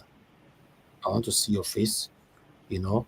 Okay, thank you, sir. I don't see you already. Thank you, sir. Okay. You can turn it off. Okay, Joseph Igama, please tell us where you joined us from. I don't know if you've joined us before. Yeah, I've joined you before. I'm joining from Lagos. Oh, thank you very much, sir. Okay, on this, yes, back there. Okay, that's fine. On this broadcast, we are not calling on people to speak. We all are speaking, interjecting, and coming in whenever you want to speak. Okay, so Mr. Jonathan, Tiobala is talking right now. Anybody can interject, and that's not. Make me a quickly interject like that now. Hold on, please, just a minute. First of all, Mr. Evis, thank you so much for playing that video. Why you not going to give me the interjection at Tiobala? Calm down now. You be calming down. You don't greet me. I don't see you before. Okay, God bless you. This all these days. Hold on now. Calm down. Calm down. I know day up. I did down. You see me calm down. You see me climb up like Tinubu. I know day up. I did down. Where you this is all these days? Don't make the broadcast boring. Let's discuss issue, please. Optic 5 Viber. Welcome. Welcome back. It is where I'm coming for you. Go ahead. You said thanks for playing that video. Thank you. Yeah, thank you so much, Professor Evis. Thank you so much. See, I wish I have $100 million. I would have given it to this guy. He has spoken the facts. There is no two ways about it. If you like, buy milk and honey to please these people in the name of say you want to get vote. They have one ideology, and that ideology is what this guy just talked about. And they have one mission. That is why they can buy for anything. Are you getting it? See, take it or leave it. Because if I bring foreign, we all know, you know, they have a general view right from time because they want to dominate the world. We don't want to go into that aspect right now. And one of the ways for them to do it is through politics. And that have been the issue between the Shiites and the Sunnis and all of that. They have issue about that. So let's not go into that. Now let's go into the own. Before you move on, but it is on one side. On one side, it's not true. On one side, you have not. He didn't mention the Southwest. I would like us to clarify on that Southwest. I'm not sure. Maybe I never even think about it because I'm about Southwest. It's 101% true. That's what. No, Southwest is not true about Southwest. That one's a boo-boo. It's a boo-boo now. It's a boo-boo. When I was talking about it's a boo-boo. It gave you boo-boo and you drank it. See, when I was talking about analyzing the regions, yeah, you people are pushing it aside. Now you are hearing it from a northerner. It is important, right? For you to win presidency in Nigeria, see, you have to analyze. That is where Tinubu is what is good at. You have to analyze it. You cannot push it aside. All right, but my concern is that how do we help these people, because they are still the highest beggars on the streets till tomorrow. Yeah. So how did they bestow this set of ideology? You cannot help them. You see, you cannot help them. That is their fabrics. You cannot help them. See, let's see. One thing is religion. Religion is so terrible than cancer. Once a man is being indoctrinated, once a man is indoctrinated, why do you think this guy they go about to blow themselves up? Because of indoctrination. Exactly. It will take even Jesus to come back and save them from all of this mess. They are first loyal to Mr. Najawo, they are first loyal to their imam before the president of the Federal Republic of Nigeria. Thank you so much. Thank you, sir. Mr. Elvis, their imam, as their imam does so, he can be on their mat and tell them to pour kerosene for the and they go drum. These guys, they don't see somebody can buy because of Buhari. They don't care. They don't care. Yeah. You know, the argument that guy gave about the Northwest is not entirely true. See, it is not about winning it outright. You have to play the game according to the book. All you need is 25%. Someone like Peter Obi is not claiming, he's not naive to the point where he will believe he's going into the lion's den in the north and he wants to clinch those states. No. But he will gather enough that will give him that 25% in the northwest. He will get the northwest, he will get enough states there that he will gather 25%. And in the southwest, he will gather 25% in almost all the states, perhaps maybe with the exception of one or two. He will get 25% there, and he will win one or two also.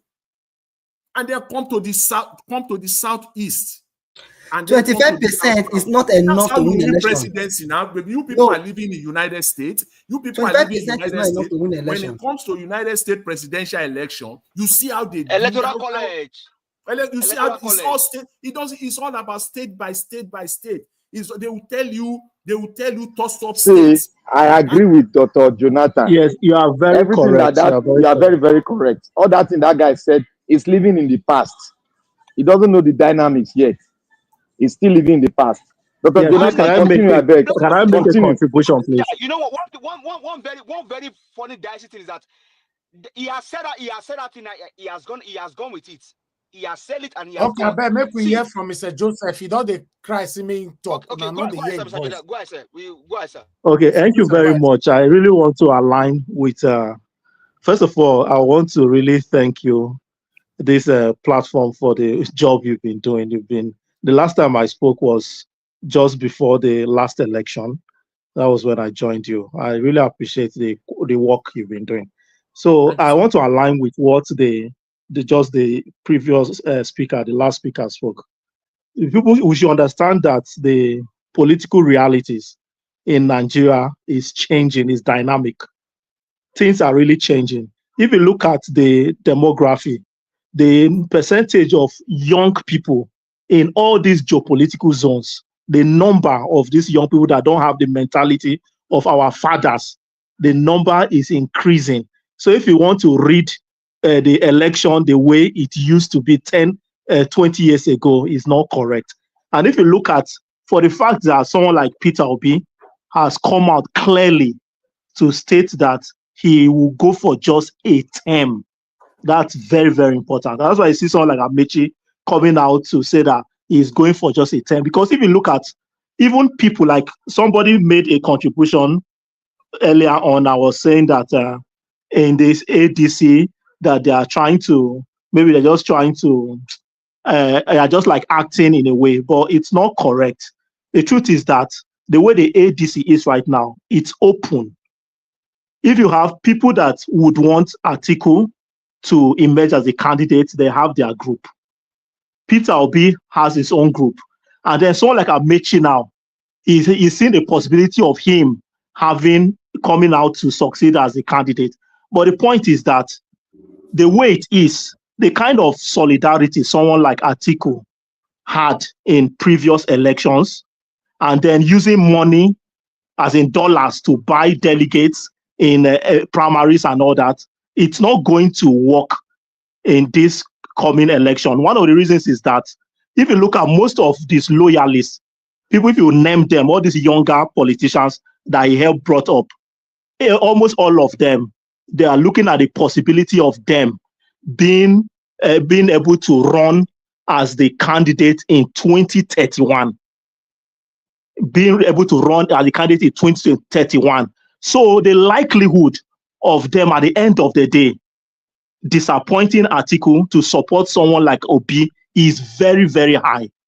Even people like Tamboa that supported in the last time, the likelihood someone like him, someone like El-Rufai, someone like all these other northern candidates, a lot of them are seeing the possibility of them that if Obi will stick to his one-term ticket, existing tenure, that if after that, about 2031, they have a higher chance for them to become president.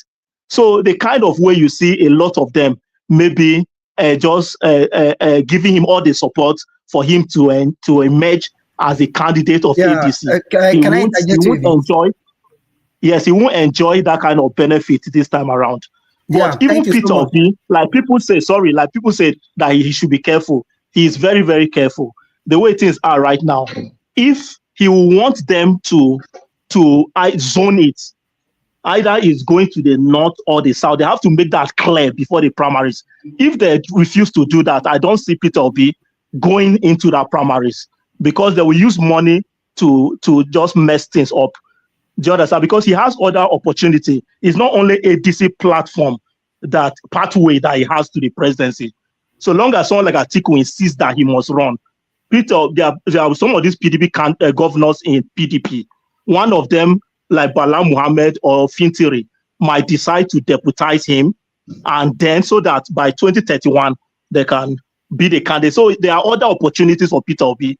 So that's what the reason why I will take your point on one condition is this: if all things being equal, like Tamboa and many other political beings in the northern part of the country, they all come together to support the person of Peter Obi so that they'll be able to emerge as the presidential candidate. In that aspect, those people can go back and relate to their people back home. This is what we are doing. Definitely, they're also listening.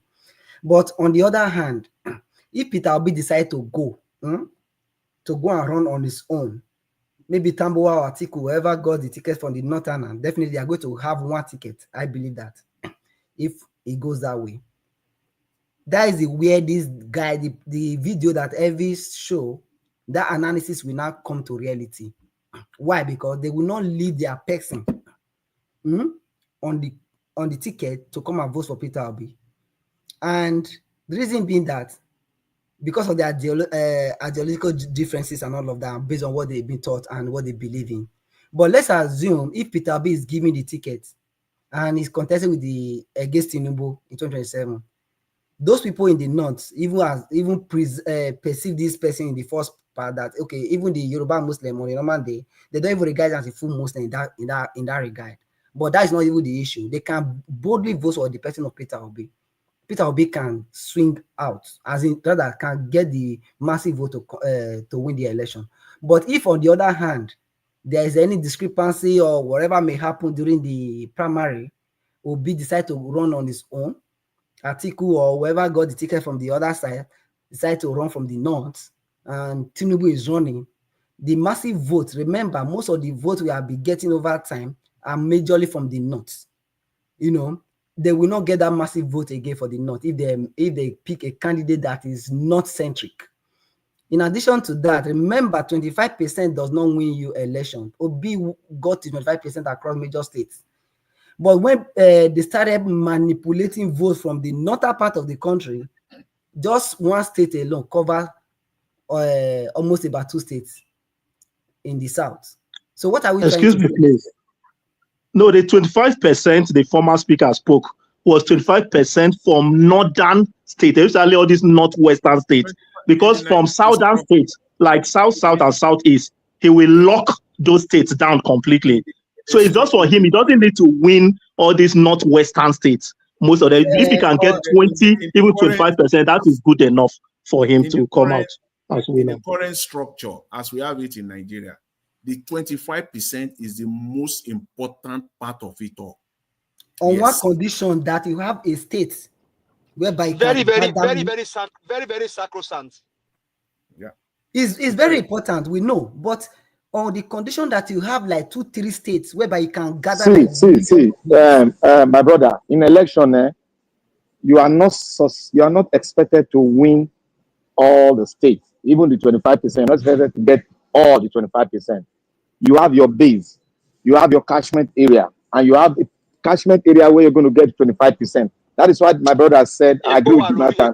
The dynamics of election have gone beyond you sitting down and saying, because I'm my tribe. I just need 25% from your tribe. That's all. I'll play the game that I get it. Obi is playing the game. Sorry. Obi is playing the game well. Yes.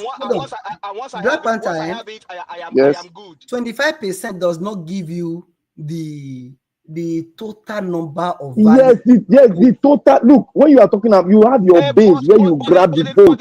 Let me tell you. But you need 25% in some key areas in the north. Peter Obi got it now. Supreme Court. You don't understand the politics. No, let's forget those one now. Let's forget those one now. Look at it. Hold on, sir. Hold on, sir. There is a book just written by Chidi Odinkalu, and there's a video he made. I would like for you to go and listen to that video and possibly read the book. No, say it now. Make it. Give us what you understand about there.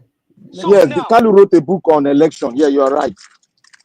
So, see, Supreme Court, all we are seeing today play out is election. The election is just see what we are discussing, right? Okay, fine. The total number of votes from the southeast. The total number of votes from the southeast.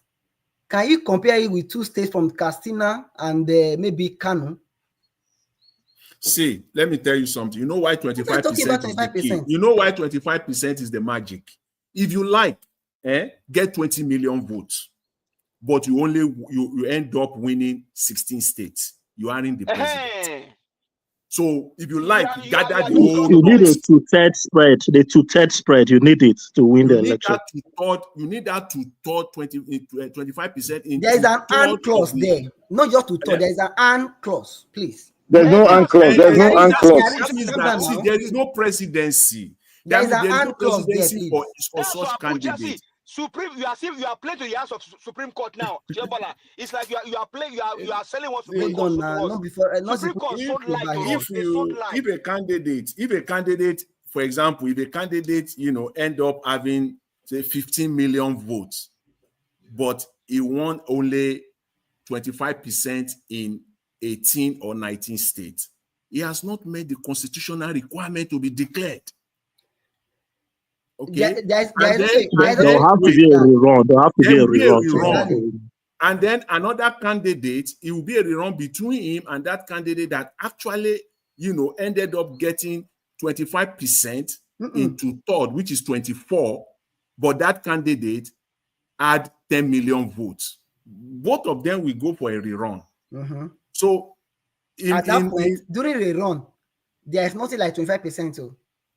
Doing rerun, there's nothing like 25% now, but it will now tell you, there's nothing like 25% during rerun. But remember, but remember, at that time, that's how it is done. Vote will be split. So don't expect that 15 million that automatically that candidate will get that 15 million again. No, not going to be so. That person who did not gather the highest number of votes then might likely not get that same highest number of votes. So the point here is, but we are always speculating based on that. See, Tiobala. I don't think you are really getting it very well. You are still standing on the premises of they not have the power to decide who the president is. That is why you are arguing. You see, when the dynamics of the politics start, they have. Look, they don't have any more. They don't have the numbers. They don't have the numbers anymore. They have the numbers. They don't have it. Tiobala. Okay. When I mentioned, let's see the numbers. Tiobala. Those 15 million. You see that 15 million that I talked about earlier. When there is a rerun, if a rerun happens, you see part of that 15 million that people from this southwest and southeast that gather vote from them is going to lose them during that time. That's at that rerun. Make no mistake about that. So don't just say you want to run to the bank with that 15 million in the rerun. No, it's not going to happen. So the 25% is key, and it is the only aspect that they cannot manipulate. As somebody said, that 25% is sacrosanct. They cannot manipulate 25%, 25%. You see that when Tinubu did not get 25%. How many votes did Peter Obi get in Katsina State? You said what? How many votes did Peter Obi get in Katsina? No, I can't. I can't. All I know is that Peter. That's the point. That's the point we are making now. In a lot of almost all those northwestern states, he didn't get anything close to 25%. That was the challenge we had in the last election. And okay, sir, I believe you are privy to so many information the guy coming from that area. the total number of votes from Kano, Katsina, is it not even Kaduna? Kaduna can be splitted. Maybe Northeast, generally Northeast. I don't know. Can you compare it with the number that will come out of Southeast? Yes, the point is that moving forward, if you look at the last election, they disenfranchised so many people from voting. That was part of rigging. They did some rigging pre-election. That's why this suggestion. Sorry? It will continue. No. But there's a way we can't reduce it to the barest minimum. So the point I'm trying to make is this. The point I'm trying to make is this. Just listen, please, sir. Yes, sir. The point I'm trying to make is if you look at previous election before all this card reader and all this technology were introduced, a lot of all those millions of votes you see in all those KKK and all that, they were imaginary votes. They weren't like real votes. But after all these beavers and all these card reader, the number of votes from the north and some of these southern states and all that, the margin ordinarily is not too much. All what the southern states need to do is for the young people. That's how we are saying yes, is the young people here to get more politically active. A lot of the young people here, we have the number because that they don't have PVCs.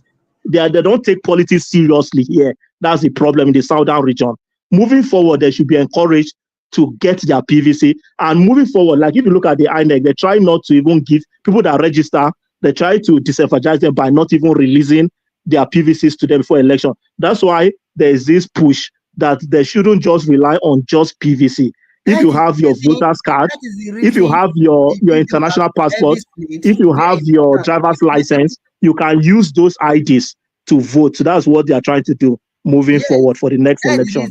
Thank you very much. That Mr. Evans played is very important. They put politics in their own religious ideology.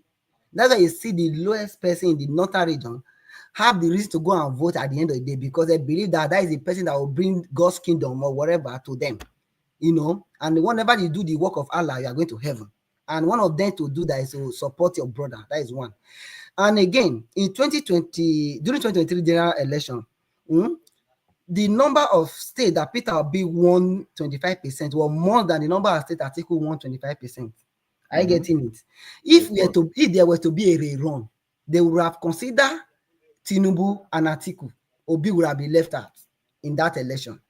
So fine, 25% is very sacrosanct. But more important, you must consider where you are going to get, at least if one of the states like Lagos, for instance, remember PDP and APC then, they will use Rivers State, Delta State, and Lagos to gather that 1 million vote. No matter the vote that is coming out of the north, everything will balance out. But now we don't have that one again because of those too many political parties. So 21% is very okay, but Yobala, we are discussing now because we are putting 3 people are going to contest. We are making it because what we are discussing now, we are saying if 3 of them contest, this is how they are going to pick 3 or more. Yeah, 3. No, 3. Forget more. Forget all those more. All those one, they know they contest. They sell their this thing. 3 people that are from this. But it could be 4. It could be 4 major candidates at the end of the day. It mustn't be just 3. But let's say we are basing our stuff is on 3 now. If you say 3 people are contesting now. Yobala, you see that your calculation is not going to work. Which are how many? Because how many? That your calculation is not going to work. For how many? Because Atiku is a destructive element, even in the north, as we are talking now. About how many, please? The calculation you made now, I'm talking about based on the calculation you did now.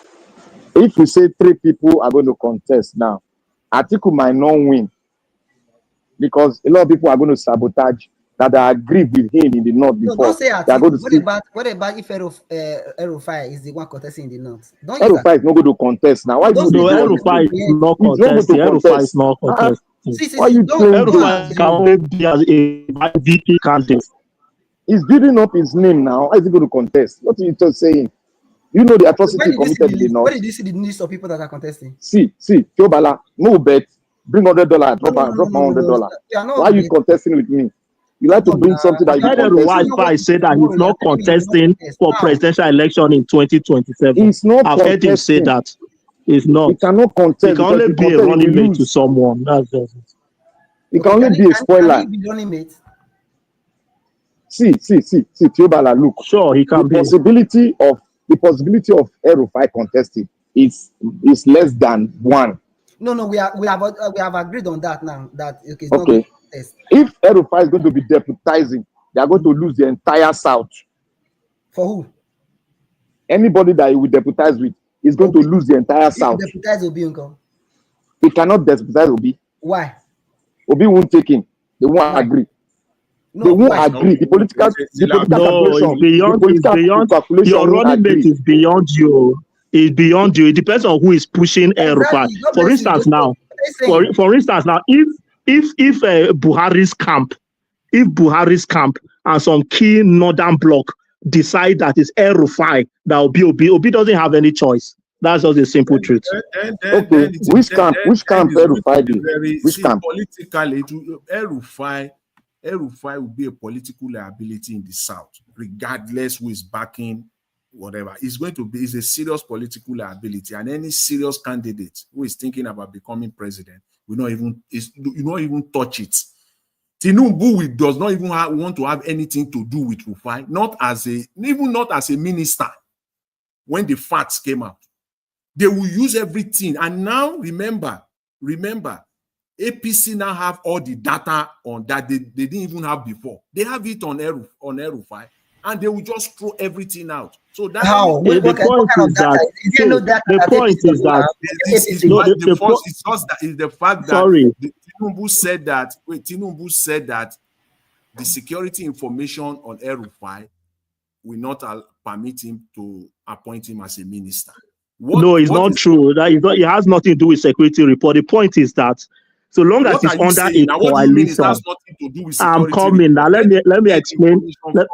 Forget about that Tinubu talk. They know why they say sideline him. It's a different talk. They can use any reason to sideline you. Forget about. Don't take them serious for that matter.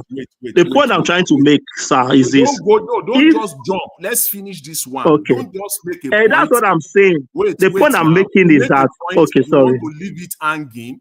You want to leave it. This is a discussion, and people are listening. So when you make a point, you don't leave it hanging, because you leave that impression, people will take that as being. No, I'm not leaving it hanging. The point I'm trying to make. The reason why Tinubu did not go ahead, politics part of it, agree, but El-Rufai became a political liability going forward. Even yes. let's forget about 2-3 years ago, just 2 days ago, Dati still stated it. He said the intelligence on El-Rufai, he himself cannot say it on national TV. The airwaves will not even take it. No, it's not for El-Rufai. He said it's for the current vice president that he said. That is for he is the vice president. Yes. Let me tell you. See, if Obi or any candidate is running on his party, and then you have the liberty to determine who your vice president will be, you have this flexibility to say, okay, it's this person. But under this kind of coalition, so long as you don't have the liberty to decide who your running mate is going to be.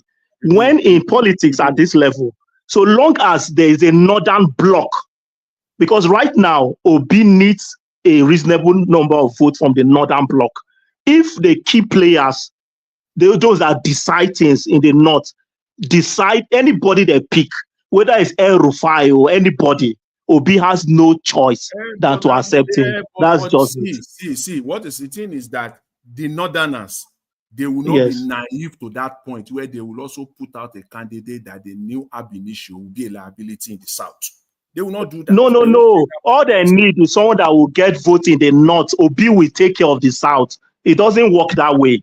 It's someone that will get votes in the north for them. That's what is important. The thing is that any candidate that they will pick from the north that becomes a liability, the opposition will run it and they will use it against. They will use it.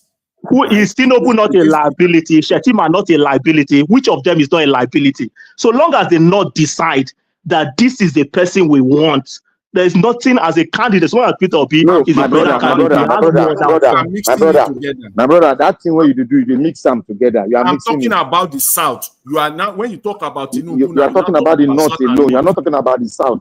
I'm talking about I'm talking about South, but when you talk about Tinubu, you injected the North into it. No, let's stay on the South. See, Oga Jonathan, hold on. See, when we are talking about this, the dynamics of the whole politics, we should not base only on one section of the country. If you are basing it on the one section of the country, then you are not going, you are not going to even see any president at all. You are not going to see any president at all if you continue to base it on one section. So then, what is the reason why we are coming into the whole thing entirely? If you are basing your argument on one section, they will pick a dog to come and. It's not like that. The dynamics have changed, and the youths are coming up in the north to vie for position. So you don't say what Erufai say. Erufai will come in. Which group Erufai come from? Who is his godfather? Tell me. Can any of you tell us who is his godfather? Because all of them has a godfather. Can you tell me who is his godfather? That's what you people don't know. They don't bring anyhow person. The reason why the vice president that came in now, they brought in, was just because it was a child of circumstances. The North doesn't play politics like that. Bring somebody that has a bad record. They don't do that. Go and check their history. They don't do it. So when people come now and say because of what Agbados does, now it now become a new dynamics, it's a lie. It's a lie. It's not. So the point is that we from the South might consider Rufai as someone that has baggage. They're not done as themselves. Are they telling you that Rufai has baggage to them? You are still believing. That's one question you have to answer. You still have this notion that the North. Yes, it's a baggage to them because most of the. Let me answer that question. You still have this. No. I have solution. I'll have answer to that question. You see, let me tell you why it's a baggage. Erufai went to the Senate for approval. Erufai was first opposed by the Northerner. If you don't know, go and check the record. He was first opposed by the Northerner. Who brought him down? It was the North that brought him back because they had majority of votes in that Senate. So when you are talking, make sure you make reference and look at the dynamics they are playing in the Senate and what brought him down. You know the majority of who is voting in the North because they control the vote in the North. No, so what happened in the Senate when he has to do with Erufai is because of presidential ambition 2031. It has nothing to do with all those security stuff they talked about. Some of those people in the North, people like Ribado and all those people, the current vice president and all that, they knew that if Erufai comes into this government and he's prominent, he will be like an opponent. No, my brother. Okay, there's no problem. It's okay. It was due to security report from the agency. Security report. Shetima himself doesn't have security report in regards to Boko Haram. Let me tell you. Let me say this. Hold on, please. Let me say this about Shetima. As at that point in time, I said it yesterday, the information that Tinubu was privy to before the election or during the election, completely different when he became president. And now he has the dossier by that office, by virtue of that office of president, everything on Shetima, that today he doesn't want to have anything to do with Shetima. What about the Minister of State Defense, Watamale, as Zamfara? Or he doesn't have his own district and gave him sensitive appointments as Minister of Defense? These are the baggage that Tinubu has been treading on very, very cautiously. Very, very and he's doing it because of 2027. He's doing it because once you will see 2027, or we pray. Our prayer is that Tinubu is kicked out. See, okay, Jonathan. Let me make our brother understand this. Ministerial position is a bargain. It's what is given to your section of the country. That a section of the country, the North, that you bring. It is not the president that will select. It is the North that will select it. You understand me? Defense, sometimes I'll say, is the prerogative of the president, but sometimes because they have majority in the military, they dictate what goes on. So sometimes the president can give that particular position to one of them. So that is how it depends on how you bargain how you bargain it from that section when you are playing your politics. That is why we said this man that is coming in as the president is very, very assiduous, because he has done a lot of things that will compromise the presidency. That is why we rebuked him. But if we want to use that as a yardstick to play the dynamics of this present politics, it's not going to work out, because I see it as a circumstances that brought about his own, all these things that we are seeing today. But now it's very volatile, and nobody wants to make a mistake. If you make a mistake, you are going to have this match till 2031, and it's not going to be easy for everyone. So that is why they are very careful. What is your proposed solution? The proposed solution, as which kind of solution are you talking about? Like, are you talking about regarding the VP, right? The vice president. The vice president, you can look, the people you are going to, after you select, what the politicians think is the people they are going to meet. Because your opposition, the opponent, is going to calculate using the mistakes that you have done to do politicize to the people. And it's definitely going to convince some few other people that in the public that have decided they can still convince them and add money to it to convince them. In a coalition like this, you cannot choose your own VP. You cannot choose your own VP. Yes, you're right now. You can't choose your own VP now. You cannot choose your VP, but at the same time, for example, let's look at this theoretical scenario. They can recommend for you. If Obi is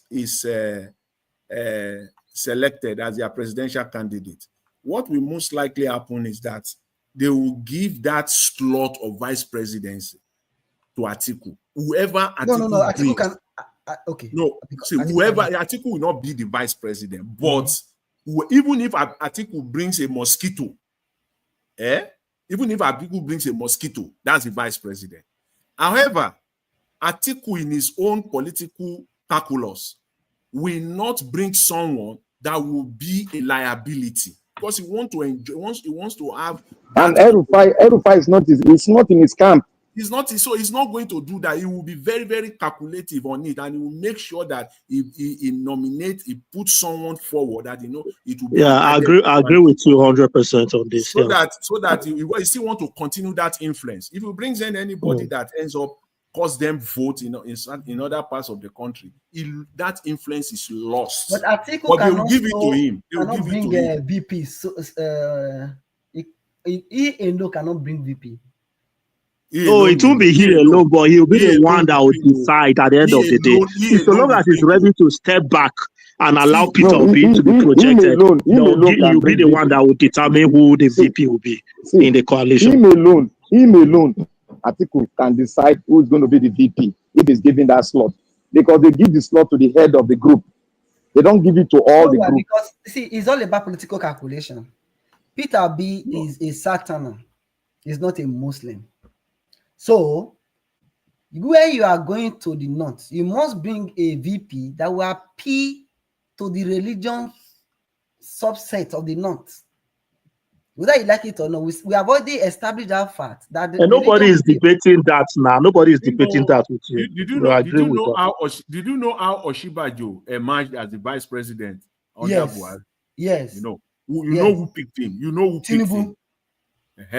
Was that's the same thing we are saying now. That's contestation on that one.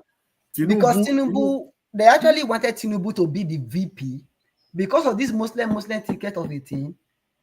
Tinubu have to recommend Osinbajo, and Osinbajo was not his attorney general or something like that.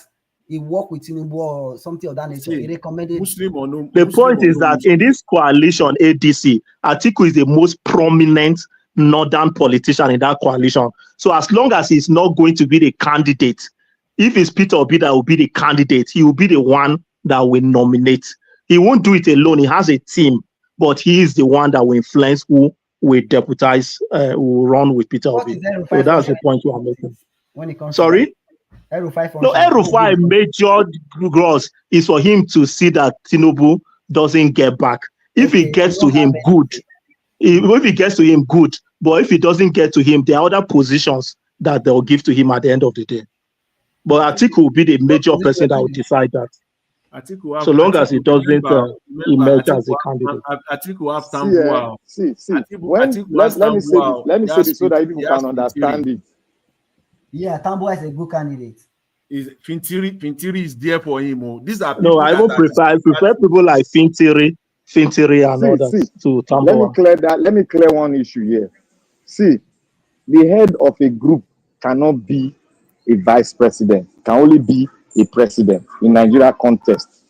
Now, when Tinubu was given a vice president slot, he calculated, he gave it to the person that cannot disobey him at all. The person that will spy for him, and he gave it to the pastor. And the pastor did well, but at the tail end, they fought. So Tinubu now got what he now struggled. That's why Tinubu was struggling, because the vice president was also paved the way for him, but he didn't do it. He now rather came out to want to become president. So the game is that if a slot is given to a leader, he had the prerogative to decide among his children who will give, depending on whether he has an ambition or he wants to become a godfather at the long run. So if they give a slot to Atiku can say who you want to give to.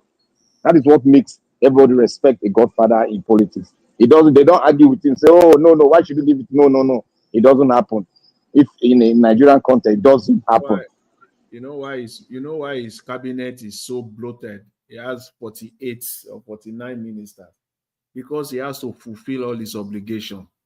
Part of them is that this former vice president, Tinubu gave him a slot, and the guy, submitted his own name, and he cannot reject it. He has to. So, and many others like that he made arrangements with. It was a deal even before the election that he had with all these people, and he has to fulfill it. So that's one of the reasons. That's why it's not with despite all the public outcry and everything, it's not the best for Nigeria. There is no need for this. Tinubu, because politics to him is the key thing at the detriment of the whole economy of Nigeria.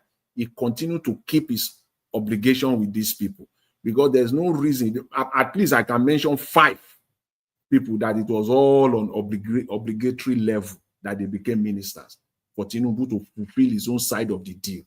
A prominent one of them is the VP, Oshibajo, and he gave Tinubu his own person. And Tinubu, being the man that he is, that's why his cabinet is so. Those people are doing nothing. You can only mention, as we sit here now, you can only mention maybe 5 or 6 maximum 7 ministers or ministries that are holding the Nigerian economy, that are really functioning. That the rest of them are redundant. They are doing nothing. It's just waste.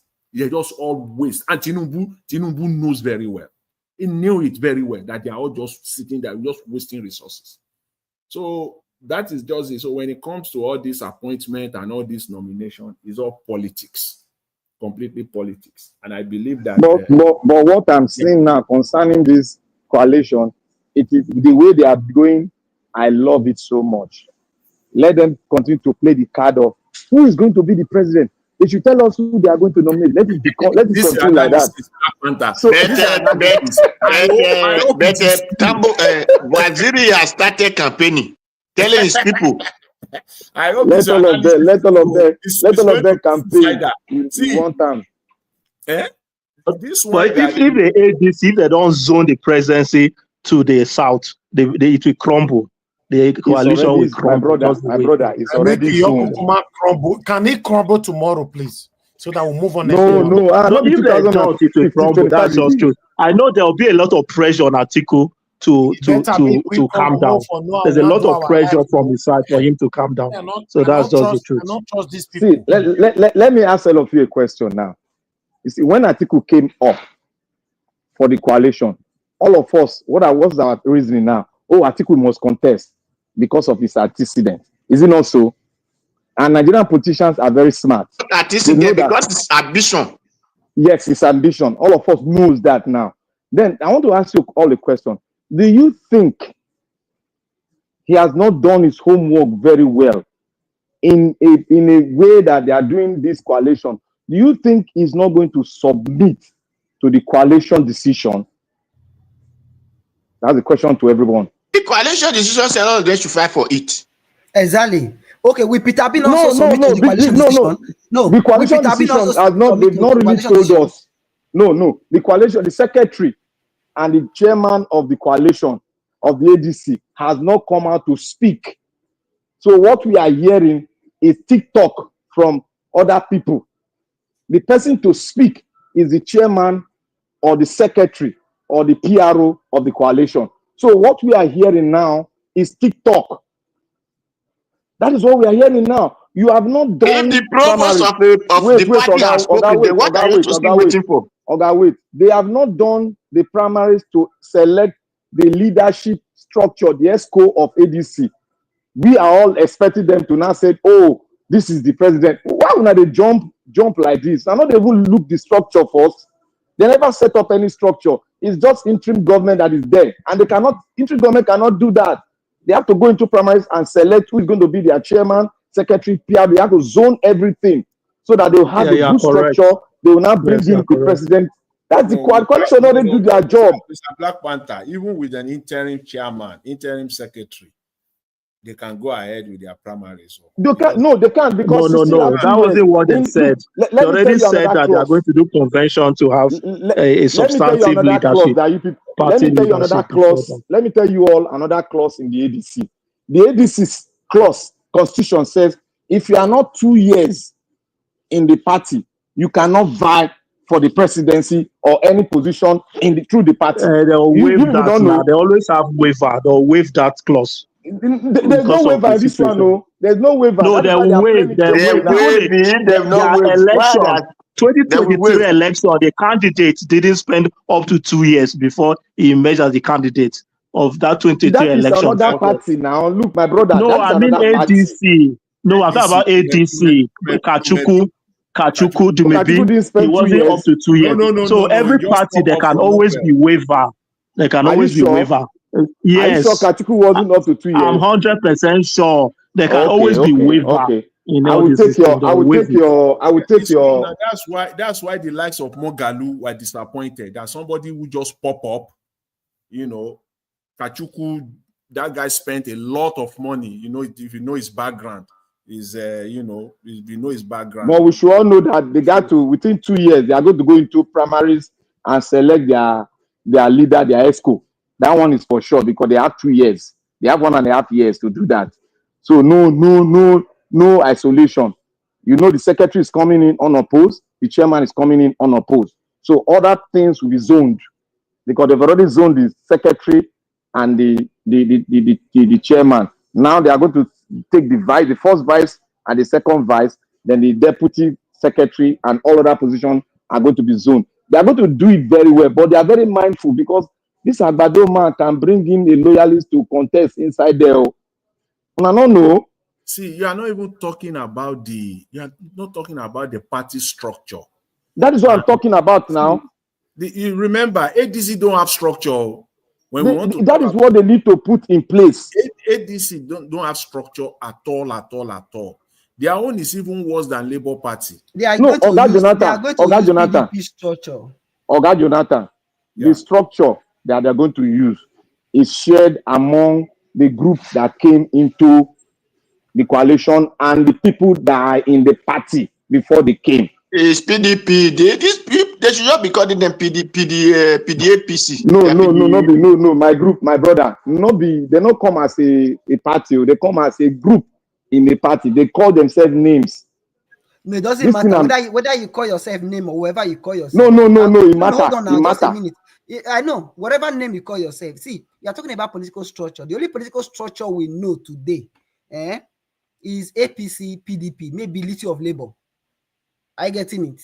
So with this coalition, they are going to leverage on PDP political structure because they have it across the all the people that came there, they are all PDP. Whether they go to APC, they become back to they are PDP. Peter B is PDP. All of them are PDP. Who else? Apart from maybe a few of even Rotimi Amaechi is PDP. Amaechi PDP, El-Rufai PDP, they're all PDP. So definitely they are leveraging on PDP structure in the end. So my brother, look, what they are trying to hang every one of you, every one of us, I would say, they have to build their party structure very well, and they have to do it in a very clean way. But they are very slow in it. They want us to be decided, oh, who is the president? And we are jumping the gun, you know, because of our anxiety or because we don't want to lose. You understand now? That is why No, I'm just trying to put pressure on them to do the right thing. Yes, It's very, the very pressure important. is good. The pressure is very good. important. But I want us to force them do to do it. the right thing. I want us to do this. I want us to do this. Let's promote Obi. Let's promote Obi more because they are listening to us. Let's promote Obi more. The obedience should do more promotion of Obi so that it will not start saying that, oh, if Atiku don't do mistake. If he come again, now the same thing he go see. People go come up for the ADC again. They go vote Tinubu in. No. We all know now. So before the ADC primaries, if Obi doesn't have assurance that he will emerge, he won't even put his head. They don't get assurance before they finish, before they come join ADC, Oga. No. The discussion is still ongoing. This discussion is ongoing. The discussion the way politics is, it can't be 100% yet. There's a lot of things still happening. That's why I see that the way that is sounding is just making them to know that they just need to do the needful. This so politician, what you see, let me tell you, my brother, this Nigerian politician is so. Even that he recommended, I remember one of the videos Nigeria was showed that he recommended Rufai. That he recommended any Rufai, you. He commended Rufai now. He said that no. He said what he said was like this. Rufai was on a very plain ground that Rufai is a citizen. He still has the right. He was talking from the perspective of rights. No, not be right. Not him there recommending him. Asked him that, okay, it was 2 people or 3 persons they need. At least, if I can get that part clearly, that Rufai is one of them. Then he mentioned it now. He did not recommend. That's what I'm telling you. No, I did not recommend. Okay. Yes, he commended. Yes, you are right. He commended on Rufai issue, which is fair to me. Not on the negative part. I mean, not on the negatives. Yes. He commented on it. I listened to that. Yeah, you are right on that. But he cannot. He cannot say I will recommend. He cannot recommend Rufai now because that would be a political suicide. There's no game in that. He was just being very careful. You see the interview, he was being skeptical and careful, try to control the narratives in the interview. So I understand him. And you see that every one of them from each group came out to speak. Each group came out to speak. But the chairman and the secretary refused to speak. But the secretary only spoke when he got to Lagos. You know, he's in Lagos now. He got to Lagos and he now spoke to the crowd that was there. He said they should be ready for everything that we are set. So he spoke to the Western guys that came to receive him in the international airport. So let us just continue to promote Peter Obi. That is what we should be doing. Don't question. You can question, but don't put too much emphasis on whether the coalition will choose him or not. Let them choose Atiku. They will know the kind of tornado bomb that will meet them.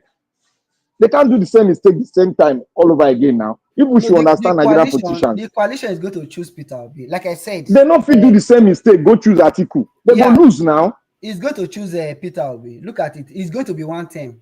There's no 2 ways about that. It's going to be 1 term. Then the other person from the north will take over. That is it. You know, Atiku tested it in PDP. He said, if I finish ruling, I will choose East.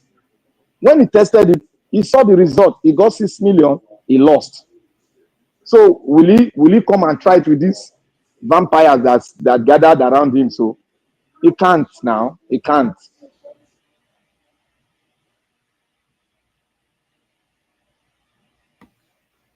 It is easy to say he can't. If he wants to contest, he's a citizen, so you cannot hold him not to contest. He can choose not to be a member of the ADC.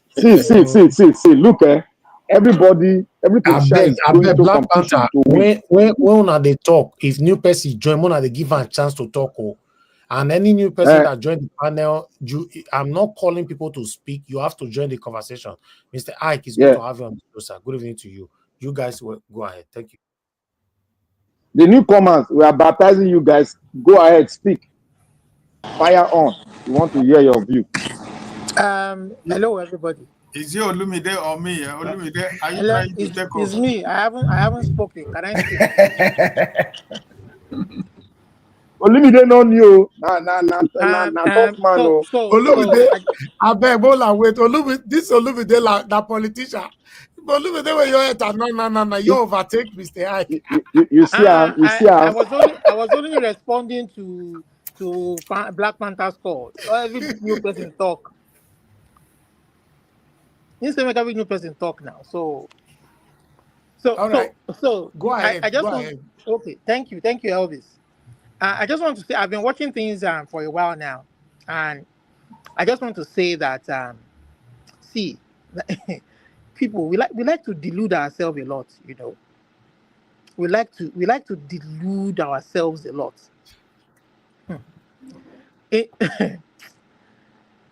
See, when things are falling apart, the next thing they will do is they will call for coalition.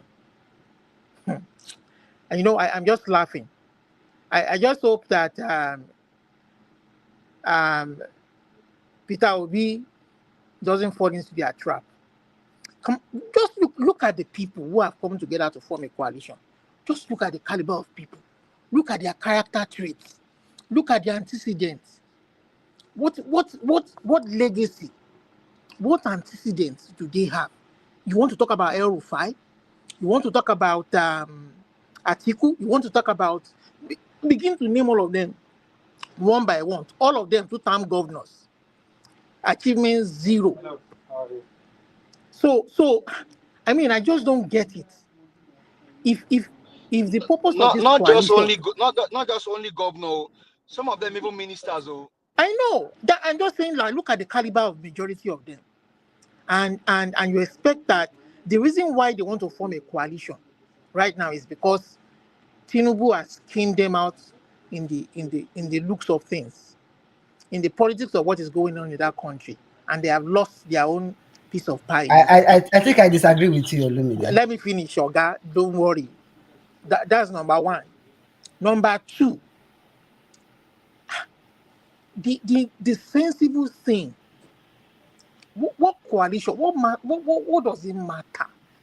It do matter. If people don't listen, if people don't want to see the way things are right now, whether you like it or not, Tinubu has lost popularity, not just in the north or in the south or southeast, but even from his own base where he's from, southwest.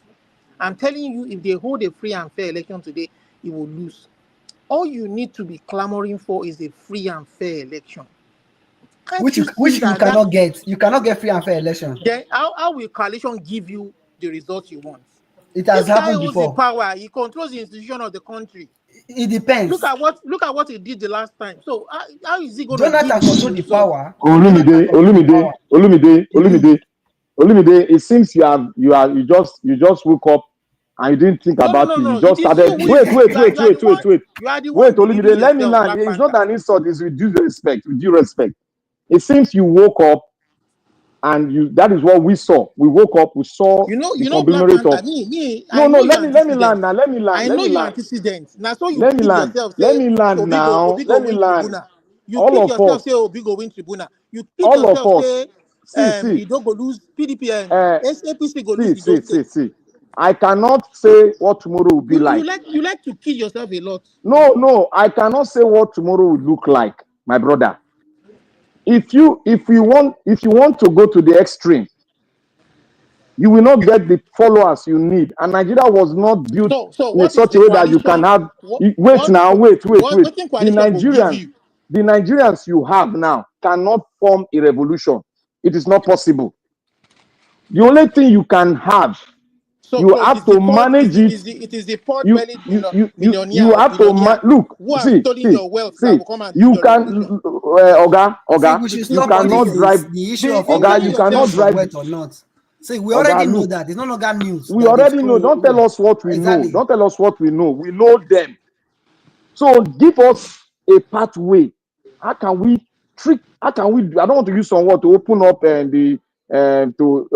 Obi to some kind of thing that they will start thinking. Let us talk on. How will Obi manage them, or if peradventure they choose him, and if they don't choose Obi, what will the atmosphere of politics look like? What is the dimension? What is the kinetic, ability we can use to make it? So what can you say? You cannot be angry against them. You are going to lose election. So what's your benefit? Look, I'm not going to kid myself. Even if Obi wins that election, forget it. He's not going to rule that country. Why? With the caliber of people that Let him get there first. Maybe Tinubu they rule the country. They control him. Exactly. What are you saying? Tinubu not they rule the country. They control him. Nobody. What are you talking? You say if you get there, not the president to call himself. Are you going to kill him there? If enough he rule the country, let people stop all this. On this planet Earth. Let people stop all these things they are saying. Obi is a man. Obi is a man. Delude in ourselves. Maybe that the delude in ourselves they go. Okay. Let me ask you. This guy no rule. DJ no rule in Nigeria. They control him. What did they talk here, sir? DJ no rule in Nigeria. DJ he no rule Nigeria for 6 years. I bet if 7 years. If they talk person, they talk Mumu person for years. Which one be they talk person? No rule. You don't retire him. Then control him. Wait, Peter Obi did not govern Anambra State. I don't know why now they talk like this. Now they talk. Now they like I not get. I know. I just okay. Scatter them now. We'll see. Even if it's me, the opportunity to rule the country, I'll rule it well. Not to talk about anything. You just have to have mind to do what you want to do. Anybody that will be there is not coming from space. If you don't know yourself, you don't know yourself. If you know yourself, you know yourself. As simple as that. Clamoring for is power. Power without any. Me, I'm not looking for a ruler. I'm looking for a leader. Power without purpose. Your country has gone to the dogs. If they hold a free and fair election today, Obi will win. I have no doubt in my mind that they will win. Coalition or you don't need any coalition. You understand? But you will not get free and fair election. Where are you going to get it? The last 2023 election proved that if you hold an election today, the guy will win. Nobody is arguing. Let me tell you, one of the major reasons for this coalition going to change. See, the major reason for this coalition is to have a group that has all the force that Tinubu, the way Tinubu is right now, like you said, even if any other person comes on his own and win, he might decide not to leave as and give you that, because with this coalition, the way this coalition is, he will know. So you don't understand. Some of these people, are you saying that they carry arms against the government? No, it's not carrying arms. Listen now, they are just like before that good luck election, 2015 election. APC made it clear that if they don't allow free and fair election, that they are ready to bring down the country. That's the same kind of. Want to bring is chaos. The same chaos. You know that are we not already in chaos, my brother? Are we not already in chaos? You don't know. You don't know. Are you afraid of again? Let me talk. Which chaos is beyond with this one now? Let me explain. You guys have been talking from over 3 days. I beg now. Today I just enter. If you enter today, we no go time you. Which one they talk here? In 5 minutes you talk, you go stop talking. So let me tell you something. The same mistake that Tinubu did against Jonathan is what you want to repeat, where they bought Fulani killers from other parts. They are not bringing anybody. If they don't want democracy to move on, let it go. That's what they are trying to say. It's as simple as that. You understand? We can't be timid in our own country. Anyhow they want, if we are ready to face them. You people don't understand Olumide. Olumide ideal is for us to separate the country. Mr. Jonathan, he has made up his mind. Olumide, am I lying? Like Black Panther. Olumide, am I lying? You don't think things through before you give suggestion. Do you think of the future? Do you think of the repercussion? So you want the same method that El-Rufai with Tinubu brought to come and give that support to Peter Obi to get him out? You are not serious. Is you that you are not serious? Is it because you are afraid of their threats that will Carry allow on them to have yourself their now. way? Go and Do carry on you know that? yourself now. Let me give you an example. Do you Go know and that carry on. I know where your conversation is leading to. Go and carry on. listen, nobody is doing, You let me want to form listen. coalition. Coalition of You don't nonsense. understand. The If country will even be worse than Tinubu's time. They will come it is snatch not power. They true, will not allow it's Obi not to do true. anything. You are Elvis, you just better be sounding like careful. an APC member right You now. better be That's what they are careful of sounding this now. kind of people. You understand? Because the point is Elvis that knows where I lean. Elvis knows where I lean. no, I'm a the Yoruba point is person. that I don't Olumide, the support way Tinubu. things are. my brother, let me describe Olumide before you, before so that you know But how I to will say not come and Takula. support people who are not cerebral, who don't want to think things through Olumide, before they do things. Olumide, this is your ideal. Let me say it now. You You don't know want my ideal at all, Black wait Panther. now. You don't know my ideal. Let me put myself in a position to stop say it. Let me at least 10% I will get them. Olumide wants a good country. And And Olumide, wait now. Chaos upon Olumide, chaos. you listen to us. You Chaos. We're listen. already in chaos. We are not running away from anybody. This country belongs to all of us. Anyhow they want it, they will see it. Because if you decide to say you don't want now, the trouble that is ahead of us is more than what is it right now. Who told you that if this election goes on the way they plan, who told you that See, my brother, that is so in we should be my able to brother, you are fight for our my country. brother, Very, very important. Olumide, this my brother that is talking now is in Nigeria. And he has said a lot of things, giving us a lot of information, even allow us to speak. And we spoke and he understood where we are coming from. And wait, Olumide, wait. My brother, my brother is Olumide, I feel where I understand that you probably know where the shoe pinches the most. You understand? I understand where you're coming from. You guys are fed up with everything going on there. You want things to be better and to move on. But the people that you people are drawing to yourself to come and be helping to save you are not the people that are going to save you. These people are the same people that will drown you. The people you are looking up to are not the people that will save you. They are the ones that will drown you. Olumide, what is your solution? Olumide, what is your solution? Mr. Good evening, everyone. Because I haven't had the chance. I have not said don't stand up when the election holds Mr. and when they rig the election.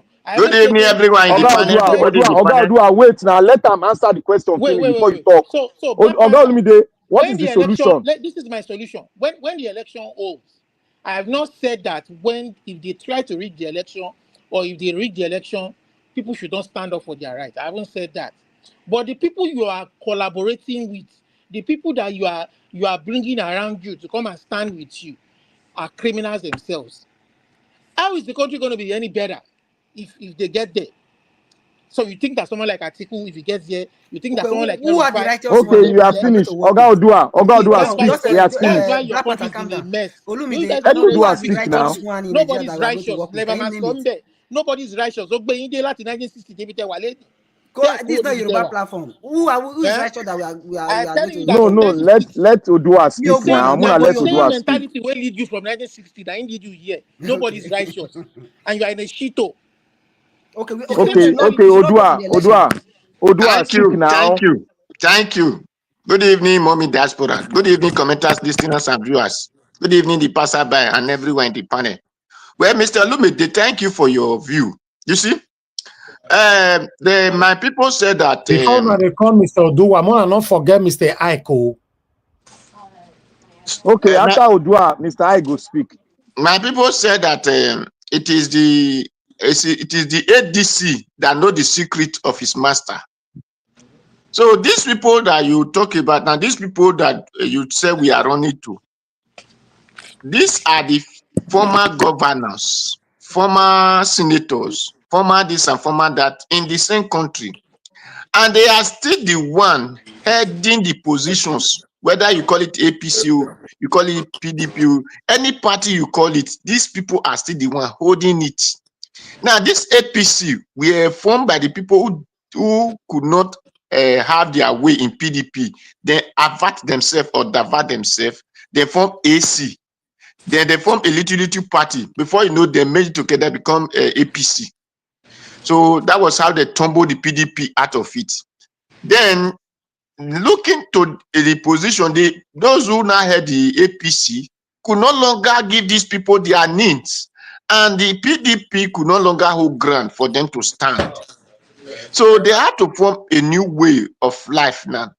Finding the new way of life, it is normal. So whoever that can rescue Nigeria to present the good candidate as Peter Obi, that is what we are looking for.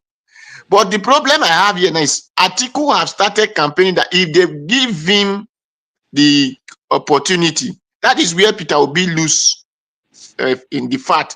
Because if that Atiku said anybody now who will come out that you not will support the person, I will have heard that. But saying that if they give it to me, I will do this, I will do that, automatically shows that there is no way for Peter to be there. Because now they want to fight for it. They are going to use money. It is the money they used to fight in PDP that enable Peter Obi to run away. We cannot preempt what is going to happen in future. My brother, I will preempt it. Okay, I'm coming, sir. If we watch, Peter Obi also know how to play the politics. He can relate to the person of Tamboa, Fitri, and many other persons. Okay, you guys should support me. Let me just do one thing. In 2027, listen, my brother. Did you know that our Yeye governor from Rivers State, he take money to this man in Kanu. He was doing everything. Hello? Continue. He even built their market. They said their market get born. He vowed this, he do that. But at the end of the day, what did they happen? Just one person betrayed him and said, I will support my brother Atiku. That is why he's a backing dog in SDP in FCT now. Where they make him a minister. Such an event cannot repeat itself.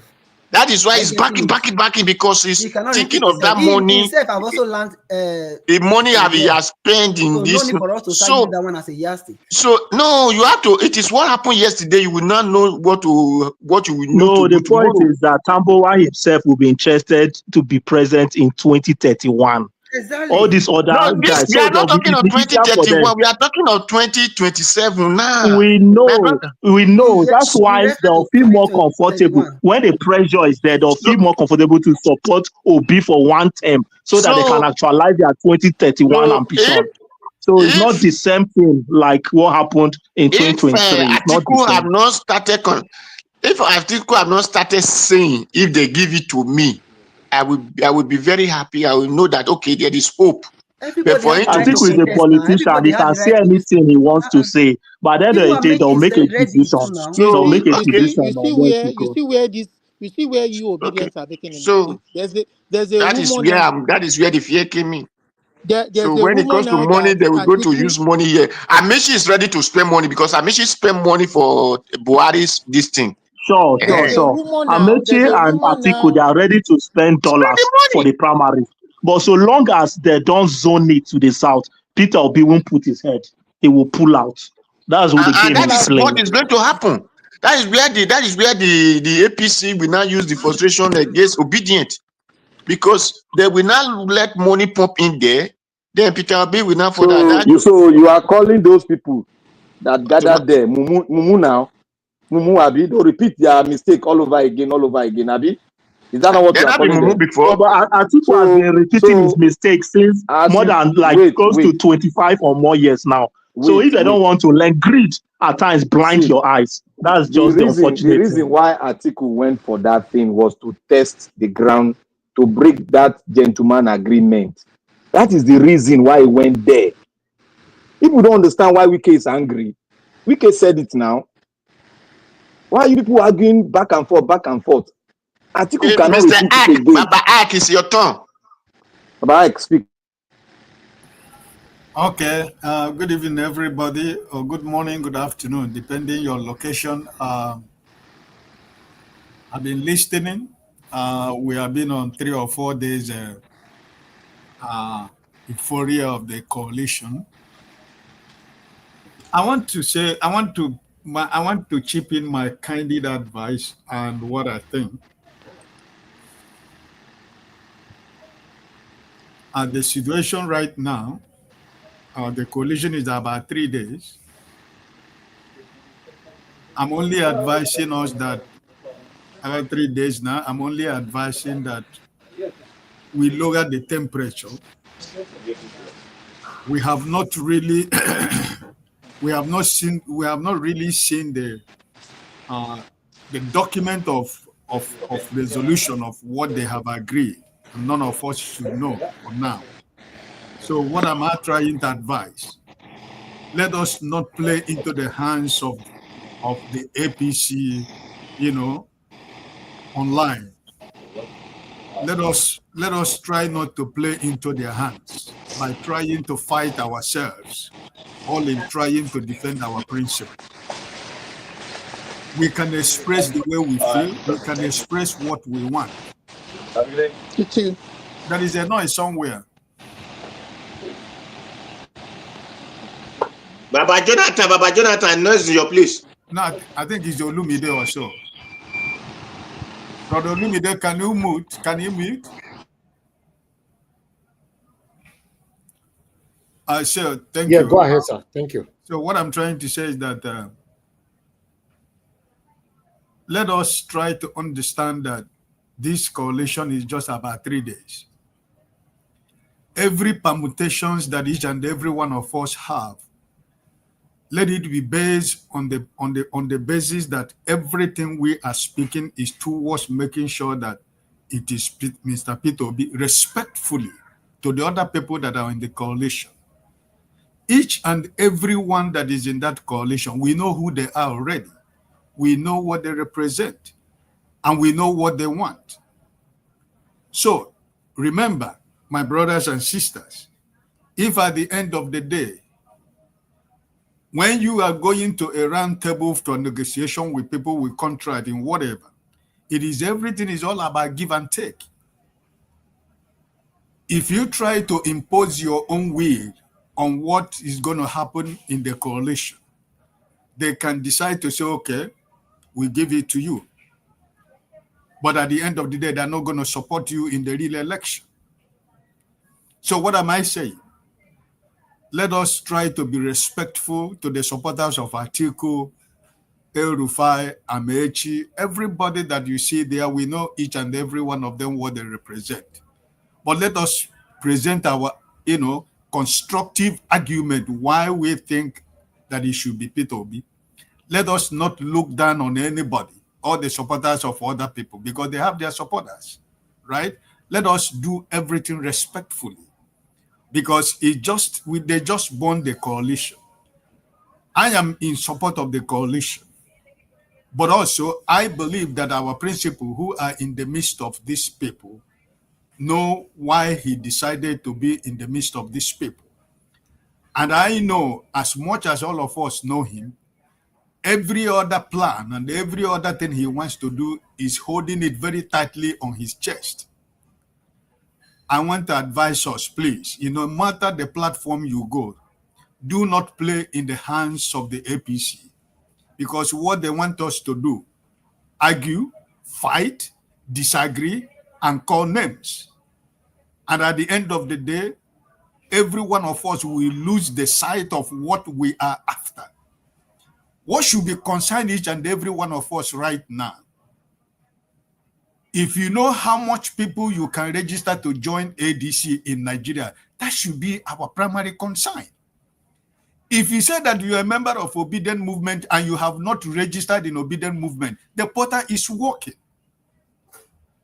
We need to prepare to present a very concrete argument on the table. Mr. Peter Obi has already put an argument already on the table that no matter whatever anybody is saying, it is something that they will find it too difficult to swallow. What is that he put on the table? I am going to do 4 years. And I'm going to hand over on 28, not even 29. We might not understand why he played that master stroke. Some people will come and tell you, oh, some people in the north, I say, no, they don't trust him, they don't believe him. How many people are they speaking on their behalf? Are we not saying that our principal, our Mr. Peter Obi has no political strategies? He doesn't have advisors. He doesn't have people who, these are the people who know. These are the people he know more than the way we know them, right? So What am I trying to say, my brothers? Please, let us remember that we are in a coalition with other people. Respectfully, we can disagree because we know what we are looking for. We know what we are pursuing. All our efforts should be geared. How do we promote our candidate? Remember, Mr. P2B is an open book. Mr. P2B do not need any introduction to Nigeria anymore, because he is the only opposition in Nigeria who has been working since from the campaign of 2022 up to today. He is in the minds and the eyes of Nigerians, and whatever he has said from that time to now is see what he's saying. So, Mr. P2B is an open book. He doesn't need any introduction. He doesn't need any campaign. He has said whatever he has said, and he's not changing anything. So please, I came in and I'm only begging that we should not fight ourselves online. Don't play into the hands of these people. All we need to do, find as many people that you can register in ADC. Remember, if they say they want to do primary, if they say they want to do whatever, if we don't have a large members in that ADC, that's where it begins to work against you. Remember, in 2027, there is going to be local government, there is going to be state house of assembly, there is going to be national assembly, there are going to be so many elections. We need numbers, we need people. If I can register 200 people, somebody can register 50 people, somebody can register 1,000 people. This is what we should occupy our mind right now, not fighting about positions, who takes what or who doesn't take what. If we want to discuss about our permutation, what we feel, we should put that discussion in a way that the people that are in this coalition will be able to understand that where we are coming from. We are not being disrespectful, but we are being respectful, even though we are trying to put a conviction, argument before the table, so that if we don't play into their hands, none of us who is in this platform will say we don't know the people that we are dealing with. We know their history. We know their story. It is not what we are after right now, because we know all these things before we say, let's do this. Remember, my brothers, what the federal government of Nigeria planned for Mr. P2B and his cronies is that at the end of the day, Mr. P2B will not have a platform to contest election in 2027.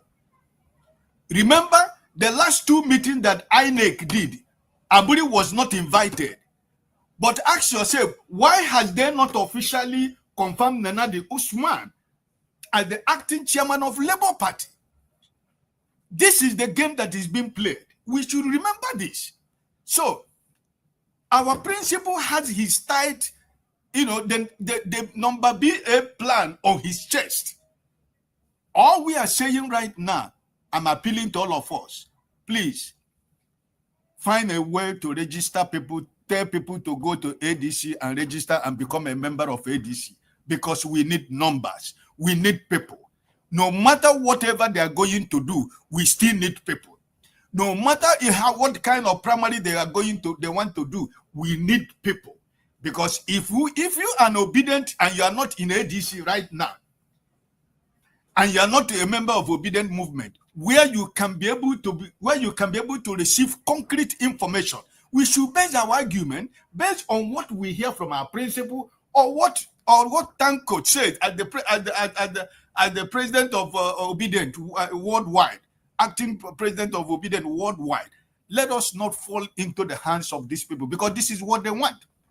Don't you know how many months have you seen Wike go to the station? Is he not the person who used to invite the TV people to come to Abuja? But he went to station yesterday. How many times? How many? It's almost 2 years.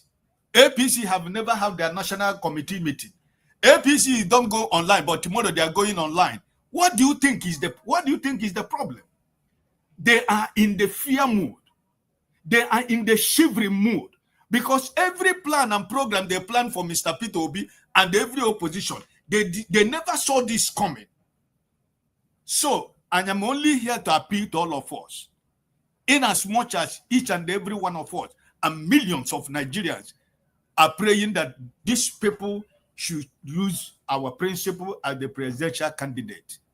Please remember, to speak respectfully to other people. We know who they are, but remember they have supporters. Remember what we are looking for.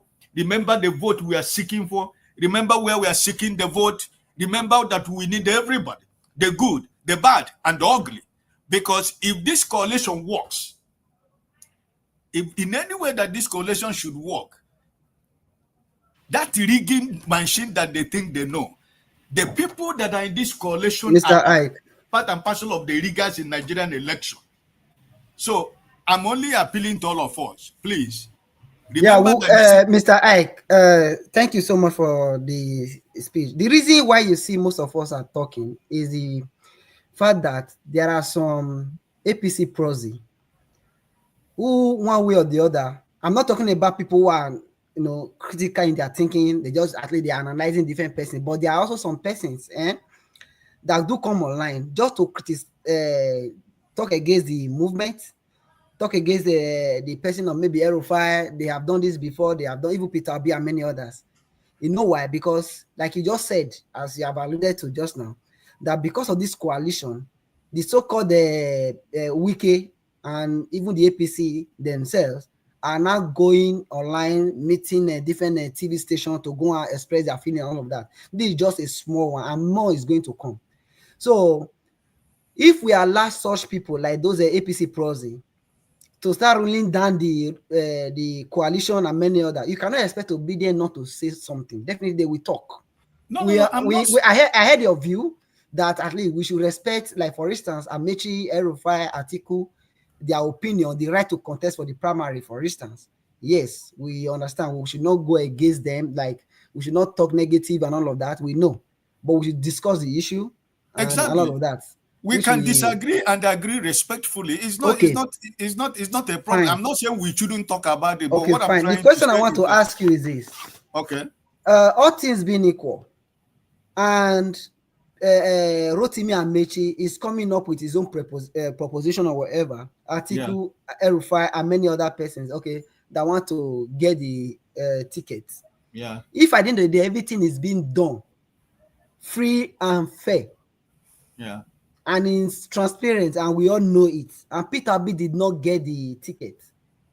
What will be your stand? One. Guys, CBD, I can see already. And again, what if Peter Obi did not get the ticket? It's a two question. No? Yeah. What if Peter Obi did not get the ticket, and he now asked us to support the person who may eventually get the ticket? Okay. Remember me, I'm speaking as Brother Ike. In this coalition, I have one red line that I am not going to cross. And that red line in this coalition is that the power must come from the South. It is a red line that I am not ready to surrender to anybody. Okay, based on that, what if Rotimi get the ticket? Oh, fine and good. But the another question you have to understand. What is Rotimi Amaechi bringing to the table? What is Peter Obi bringing to the table? Oh, a lot. You know already. So let's not go there. I don't want us to go a lot of argument. Okay. I just 6 million votes. 6 million votes. I just advise. All I'm saying is that we know that there are proxies of APC everywhere. That's why I just said that no matter whatever we are saying, remember that we are talking about coalition. It's no more. We are no more. It's not only Labour Party now, but we are trying to work with other people. Another better information we should remember. The last coalition. Remember. Sorry. Chobala, when you are asking what's Peter Obi bringing to the table, you are beginning to put me in a tight. No. What do you stand for? Okay, fine. Look at it. This is a critical question because the reason I'm asking that question, we all know what Peter Obi is capable of doing. What is? But don't ask. No. I need to ask. You know what I'm asking? Why are you asking? Hold on now. I'm not against anybody. The reason I'm asking is that Peter Obi will definitely come up with his own policies and all of that. Maybe like the person from the South, Rotimi Amaechi, may also have his own political base, policies and all of that. So my whole point is that what is Peter Obi bringing to the table? And again, what is this man Rotimi Amaechi bringing to the table? The point is to the table by yourself. Don't ask anybody here. Yeah. Okay. No. Look at the question. We assume that Peter Obi did not get the ticket. That is the question. That is the assumption. No. If Peter Obi don't get the ticket, okay, you think they'll give Peter Obi and Rotimi do election? You thought say Rotimi go beat Peter Obi? No, hold on. See, you are not getting it. See, we are talking about assumption. Teobala, I know you don't want to be 100% sure that Peter Obi. Continue, sir. I understand what you're saying, but before I answer you, I want to put something before it escape my mind. I want us to understand that this coalition that we're working now is a coalition of individual, not political party. So when you are comparing what happened in 2014 or 15, remember, as of now, it's not a political parties, but it is a coalition of individuals who are still members of their political parties. So it's two different things. I want us to understand that first. Then, based on the question you asked, like Brother Elvis has already answered, I don't, because when I want to stretch the issue of Mr. Peter Obi and the road to me, what did I say here? I said Mr. Peter Obi is an open book. Mr. Peter Obi does not need any campaign, because everything you want to know, my brother Teobala that is asking me, you have already known this man. He's not going to add anything tomorrow. So, what do you want me to say? Okay, for me to say, like Brother Elvis said, somebody said he brought 6 million votes. He has 6 million votes on the table? Is it what they want me to say? I just said here, sometimes we have to use wisdom because of the condition and the situation we find ourselves right now. We have to choose our words so that we don't make mistakes somewhere. The point here is this: that question, I think Blank Pata, I respect him for that. Whenever a question comes, you're able to. I'm not talking about you. I mean, in general, this question can come to me. They might ask me, what's the spirit I'll be bringing to the table? I should be able to let him know he has 6 million votes on his bank. He has the capacity. I've done this before. So compared to other candidates, which you talk about the issue initially, fine. So we assume all things being equal. Not even 6 million votes. He has well over 6 million votes. That 6 million is just the one INEC gave to him. Exactly. We are using APC number for other places. We should make it clear, more than 6 million, not 6 million. So they stole a lot of his votes. Better we analyze issues, and Mr. Niger Watch. See, you said we can criticize our masters. So we can also ask obedient questions as well. There are sometimes you play the devil's advocate. You ask a question based on as if how it's supposed to be, and maybe other people will ask. Teobala, at this moment, this is a very sensitive period. Remember, in 2023, there's a kind of question I can take and I cannot take. I know I'm biased on that area, and I'm happy to be biased.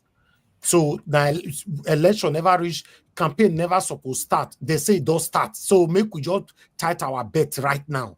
So those kind of questions in the public, they won't know that some satanic set of people are listening to us right now. I think it's uncalled for. Thank you, sir. Thank you, Brother Elvis. Thank you, sir. You are very right. Let me end like this. Teobala, did you listen to Mr. Peter Obi on Space 2 weeks ago? I've always been listening to him. Yeah. Okay. Because if you are following what is going on, even in the mainstream media and online, you know what they say this coalition is all about?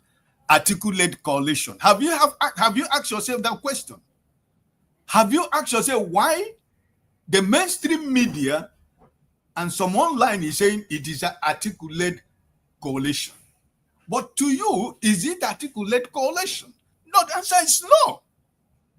Was it or not on that space? Because it has been all speculation all this while. Is Mr. Peter Obi there or not? It was there. He told me and you that he has been in this coalition from day one. That he only misses the meeting when he's out of Nigeria. Also, look at what is going on online now, right now. The permutation, they have planted people all over the internet and the mainstream media. Mr. Peter Obi is going to be the vice president of Atiku. Has anywhere my principal, Mr. Peter Obi, told anybody that is going to be a running mate to Atiku Abubakar? The answer is no. On the space, he repeated what he had been saying. He has never shifted from anything he has been saying because he knows the people he's working with. He knows that it's something he cannot reveal to us in public.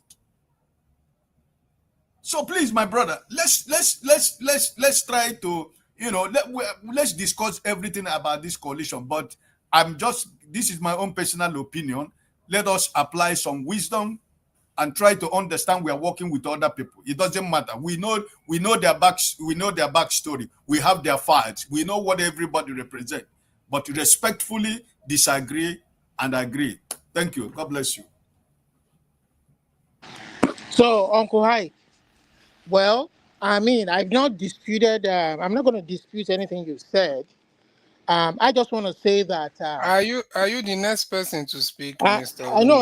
We are just contributing now. We're picking lines. No. There are people that have not spoken. Please. You can speak. Yeah, Nobody's. The reason why I interject I just now because it was talking long, so I just needed to introduce, put it something. You can speak. Don't be say anybody. So, Uncle Ike, so the question to ask is, you should know that these guys are playing games, and the kind of caliber of people. Yeah, fine. Obi is not a small boy, but you know that we know the caliber of people that he's playing these games with. And do you think that it will not be unknown to somebody like Atiku or his minions that they deliberately threw those kind of news into the media that Obi should be vice president, knowing fully well that this man, despite the fact he's so old, is still ambitious? That's one. Then two, there are people like us who want mean well for that contraption. And all we are saying is that for the country to be laid well on a good foundation so that we don't make the same kind of mistakes that they made in 2015 in the name of coalition in order to get rid of Jonathan.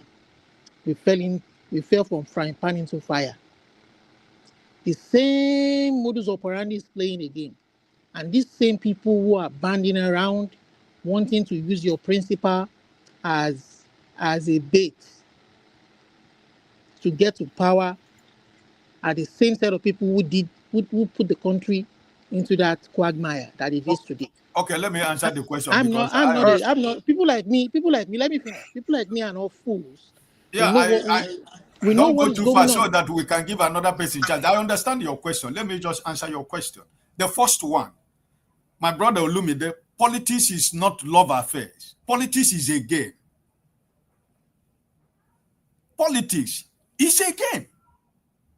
Politics is not love affairs. So that goes away from that's the answer to your number one question. The same question you are asking. That's why I am going back to the answer I gave you the first one, which politics is a game. And if you are playing the game of politics, you should be able to understand that everything is welcome in the game of politics. But the question remains is that you that is part of that game that is being played, how are you playing your game? And what kind of game are you going to play that will override the games of other people that are playing the same game with? That is what politics is all about. It's a game, my brother. If you don't know, we know. Politics is a game. So we, like I explained it on the other time. Oh, we know all these people already. We know what they represent, but that's not the point now. We have decided to go into a marriage with these same people. But what am I going to lose and what am I going to get? And how am I going to position myself in order to be able to make sure that whom I am, like Brother Elvis used to say, that nothing will ever change who I am, even though I am in the midst of the wolves. Should I not remain who I am? Because already I have made name for myself, and I have millions and millions of people that are following me that believe in what I stand for. So why should I go into this political game and soil my hand when I know that if I am standing on what I stood for, I am still going to be who I am? I'm sorry. Let me just say this, Brother Ike. That is the very reason why some of us are saying that if you have that name and credibility, you don't need to fraternize with them. Brother, let me ask you a question. Sorry. The See, political space. Let me ask you a question. Sorry. That is why our politics has gone this bad. Okay, somebody has to take the lead and redefine what politics should actually be. Okay, let me answer you. Does politics mean conniving with people who don't have the same ideology or who don't mean well for the people to get to power? Yes. That is bad politics. And in addition to that, Olumide, Right. I have one concern. Tiobala, just a minute. Hold on now. When I interject, what did you interject since? My whole concern is this. I'm just referencing what happened in the US a few days ago. It was yesterday or so. When Donald Trump bring up these big, beautiful bills. So he needed the House to support that policies. Peter Obi might have some idea. It's good that we work towards achieving that presidency. So definitely he's going to be proposing some bills to the House. So is the senators that will be coming out of ADC, PDP, and all Labour, whatever they are, people that are coming together, are they going to be working in unison to be able to achieve those policy goals and all of that? Because this is another thing. Imagine if that vote was not passed, like after the Hakeem Jeffrey spoke for almost about 8 hours, 45 minutes. The Republicans, maybe 5 or whatever, they don't meet that 217 votes. That policy would have been dead on arrival. Donald Trump would have signed that yesterday. So how is that one going to be played out according to Nigeria politics? Okay, let me answer you and I drop so that somebody anybody can answer. It must not be you. I know. Can you allow me to talk a minute? Let me just drop. I want to say one thing before I drop. I'm not saying they should be to answer that question, but I want to say one thing. The idea that we are complaining about the people that are leaders and playing politics in Nigeria, we should also try to blame ourselves, because the people that are occupying the political space in Nigeria are the same people that we're talking about. The so-called honest Nigerians are not in the political space. So it is those people we call, criminal. They are the people and their friends are cronies that are controlling the political space. Where are the people like Olumide in the political space? If you ask him to go and play politics, he will tell you, no, Nigerian politics is the politics. So if you cannot play that politics to be able to change the system as a decent and honest Nigerian, who are you blaming? Because you are not in the political space. It's the people you don't want. They and their friends and their family. I believe, if you can answer that question, I will appreciate. All right, please. Good evening, everyone in the panel. 1 minute, please, sir. I don't know if Mr. Tiobala, your question. Greetings first to everybody, Mama Diaspora, everybody in the panel, and people listening. The thing is, you don't need to be a saint before you bring some common sense to the Nigerian, leadership. Everybody will agree that some of these things we are seeing today in Nigeria, in terms of insecurity, particularly, cannot happen under someone like General Olusegun Obasanjo. And Obasanjo is among the people who consider the elites and all that. So you don't need a saint. You just need someone that uses common sense and that will just do things the right way. So all these things you're saying, this thing. And this coalition, everybody knows for a fact that if Peter Obi is not flagging that, is not the one that is going to be the flag bearer, he's not going anywhere. You see these people that has been, if Peter Obi cough, they will come and talk about it, even before the coalition. So now that he's in the coalition, you see someone like Wike going to channels and sitting down for interview. Someone that used to invite journalists for hangouts, all of them will just look as if somebody is lecturing them. That's one of the reasons I don't even respect most of, some of those journalists. And it's because of Peter Obi. He's among the coalition, and even Atiku knows. All these people, they know. They know for a fact that without Peter Obi being the flag bearer, that the coalition, in fact, Tinubu will be there until he finishes the second term. That's just the truth. So let us not deceive ourselves. So yeah, someone can. Thank you very much. Good evening, everybody in the panel. Good evening, Mr. Nigeria. Good evening, Nigeria. You see, coronation is very good because without coronation, you cannot see those current government in position. One, if I may ask, how many politicians in Nigeria they have good record? Out of 100%, only 5%. 95% don't have good record. Correlations mean formidable force to remove the current government in power. It doesn't mean because you have bad people, you have good people, right? That one doesn't mean.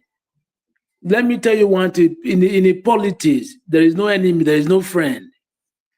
Yes, there is no life enemy, there is no friend, because when you defeat, they come from one party to another party. Your enemy may be there. And when you defeat from one party to another party, you will meet in there, you will not be friend. That is the reason why you don't have best friend in politics. Without coronation, you cannot remove this government currently in the seat. We know those people, they have bad record, but let's put that one aside. Yeah, that doesn't mean anything, because the way the country is going now, you will not put that one. That one is not the first thing you will put at front. No. Because you need to see what is happening now in the country. It's not normal, it's abnormal. There is no law, nothing is working in the country. Why can you bring you need to have good people to work with? No, we know, yeah, that one is true. But after everything, you will select the good people and work with the good people. But for now, what we are fighting for is to remove this government on seat. Yes, that is what we are fighting for now. But there is something I want to let you guys know. According to how they say they are zoning the presidency, right? They say from the south, 8 years. Why not 8 years? Now, North have finished 8 years. Buhari. South now, they are now 2 years. After 2 years now, it's going to 4 years, right? If we are talking about primary in ADC, you should forget about the North. The North, they will not come up that primary in ADC, no. It's only in the South. Let's focus in the South. I believe Atiku will not come up. Yeah, according to what they say, from 8 years to 8 years. Now is the turn of the South, which is they are only for 2 years now. After 4 years finish, if Tinubu is removed, is the South too? It's not North. We forget about no. I believe Atiku will not come up. The only thing now is for Amaechi now to step down for Peter Obi. That is the only thing that will bring this distraction in that aspect. Yeah, Amaechi now is the only distraction that will distract Peter Obi. I believe nobody will come up from the north side because they know already. That's why they formed the coalition. They know already. We are just saying that Atiku will not come up. No. I believe that the only thing that I believe, there will be vice president in the north, but the president will be in the south, 100%.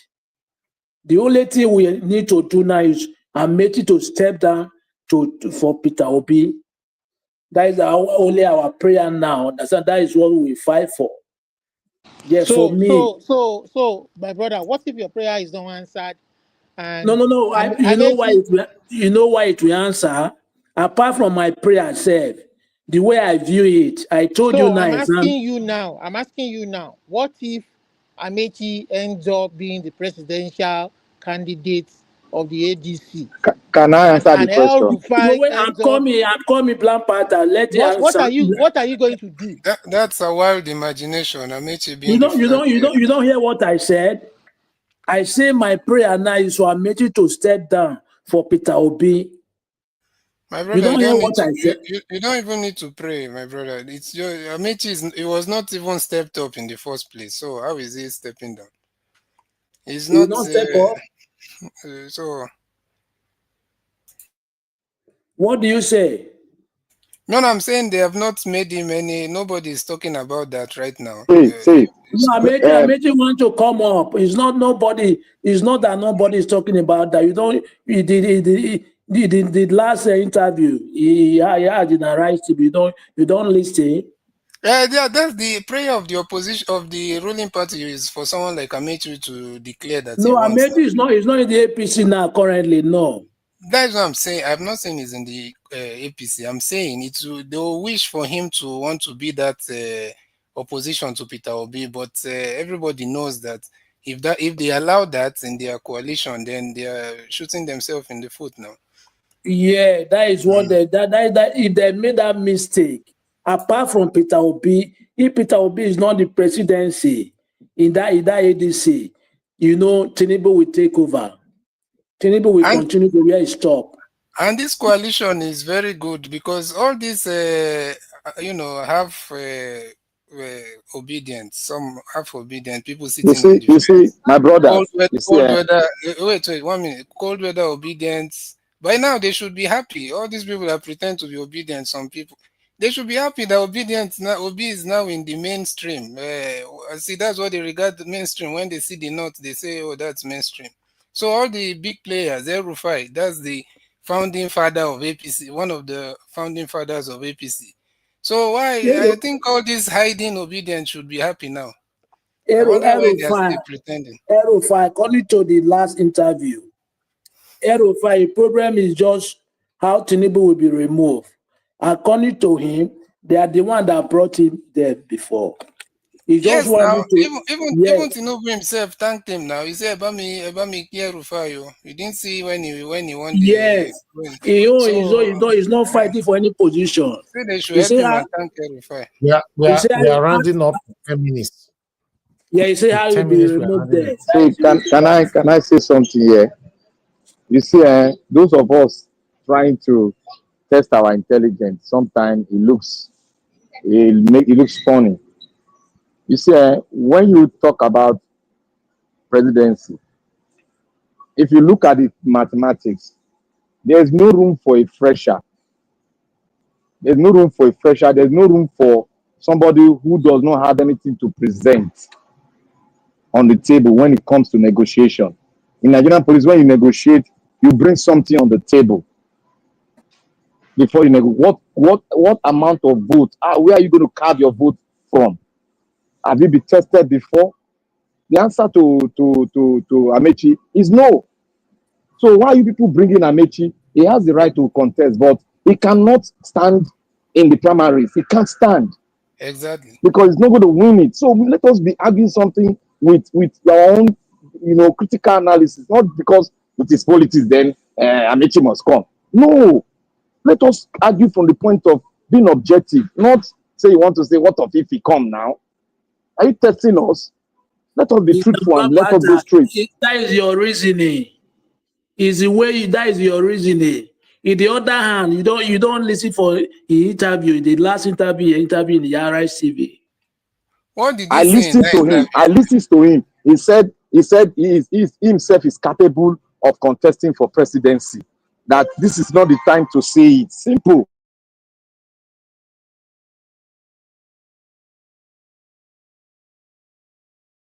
So the guy Amaechi is not going to contest. He not go fit make the end mark. He not go fit now. But una look at not be money be everything for number one position. You need money, but you have to bring vote. You have to carve your vote out and tell us where you go get your vote from. Obi can tell you, Obi is an open book. He go tell you where you go carve out from. He go tell you what you get, where you go from penetrate, where you don't penetrate. Amaechi don't go campaign before. Who go help and campaign? You guys, let us be serious here, I beg. Black Panther, please. On a good evening, I think say people go welcome me, make I give chance, but it's okay. It's one of those days. Thank you, Niger Watch. I greet each and every one of you. At least I observe our protocols. Actually, I listened from the background. I'm traveling, but I've gotten home. So while listening Oh, on that's my clear. It was device, just talk and round up. That's what we're doing. Good evening to okay, you. yeah. So it was just what I wanted to point out was I had I think I joined at the point you people were talking about running mate to P2B or this. One thing I know, one thing, this whatever I'm saying here, I'm not saying based on revelation or authority. No, it's just like brainstorming. We are just like the way all of us we have been, all of you have been brainstorming.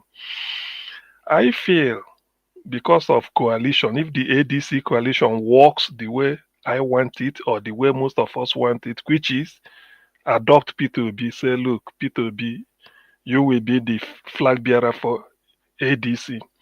If it works that way, I'm envisaging a case, maybe something that happened the way I think it was Edo State, Obaseki and Phyllis Shaibu leaving APC, going to PDP, in which they gave Obaseki the ticket, but telling him that we in PDP will give you a VP.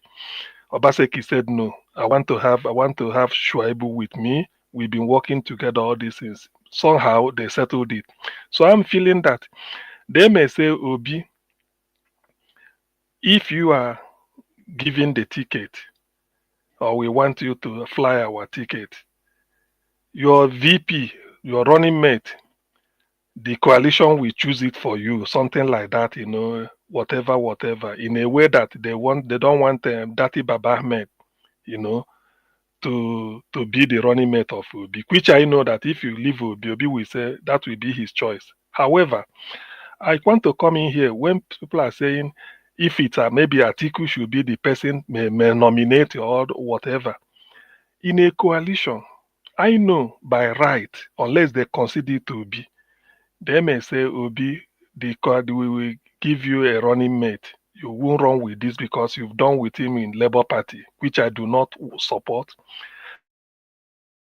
But one thing I want us to know is this. And to do that, hey, am I coming out clearly? Yes, in trying to do that, what the normal practice is, if it's an interest from the northern part of maybe the caucus, probably article interest, maybe caucus, I don't know how many of them that are coming with different interests, Rerun interest, all those people. The normal practice is you tell the presidential candidate, or the presidential candidate will say, okay, give me 3 names. You can't give the person 1 name and say, this is the person to run with you. No, it's not done that way. You say, give me 3 names. From there, I will select, or 3 or 4. So that is what I want to chip in. This should be the case. And if that is the case, it depends. But I don't want them to drop. Yes, you are right. You are right. That's the way it's been done. They'll give him 3 to choose from. If he say, give me 5 or 4 or 3, but in any case, and when you give, meaning that when they submit the 3, they will say any of these 3 you choose is as good as taking the entire is welcomed by us. So we will now go into details and know how to do. You may say, give me 2 weeks, I will announce, or give me 1 week. So he will go into their details and do and see whoever, maybe talk to them and then sample people's opinion about them secretly, you may not know, and then do his own research or his own inner whatever caucus. They come up with something. I know that might be a case, but that is predicated on the fact that the thing pans out. That is the ADC will say Obi is the person, the face who is capable. Because that to me, he is the only man in Nigeria today that is capable of defeating Tinubu, no matter the level of rigging. One, he's from the south. Then people throwing in Atiku. One thing that annoyed me, maybe Atiku should have known this thing, is that Atiku in 2015 left PDP, campaigned against PDP because he doesn't want Jonathan to succeed, to run. He said because of that, Atiku left PDP, the party that has given him so much, and went to APC to go and campaign for another candidate who is Buhari, and then make sure that the power returned to the north. Now, the power has been 8 years in the north. When power come down to the south now, what is Atiku looking into? Why should he show off his hand? So you see, sometimes because anyway, maybe he must have known this logic, but I don't know why. If he brings he has tested the water. Sorry, he tested the water of breaking that gentleman agreement. He didn't succeed. So he So cannot do it again. He cannot do it again. So Atiku, as a politician, let me say this about him. Atiku missed his chance because of greed. Probably if he had served Obasanjo loyally, naturally it will go to him. Now that he missed the opportunity of serving Obasanjo loyally, Obasanjo gave it to Yaradua. And Yaradua, God so did it the way he had, the man pied. If Atiku had come out to say, okay, Jonathan, maybe taste the water, he say, okay, Jonathan, you have it. After all, you are from the Niger Delta, you've not tasted power before, you are use a lot of sweet words, the economy, the base of this thing, I support you.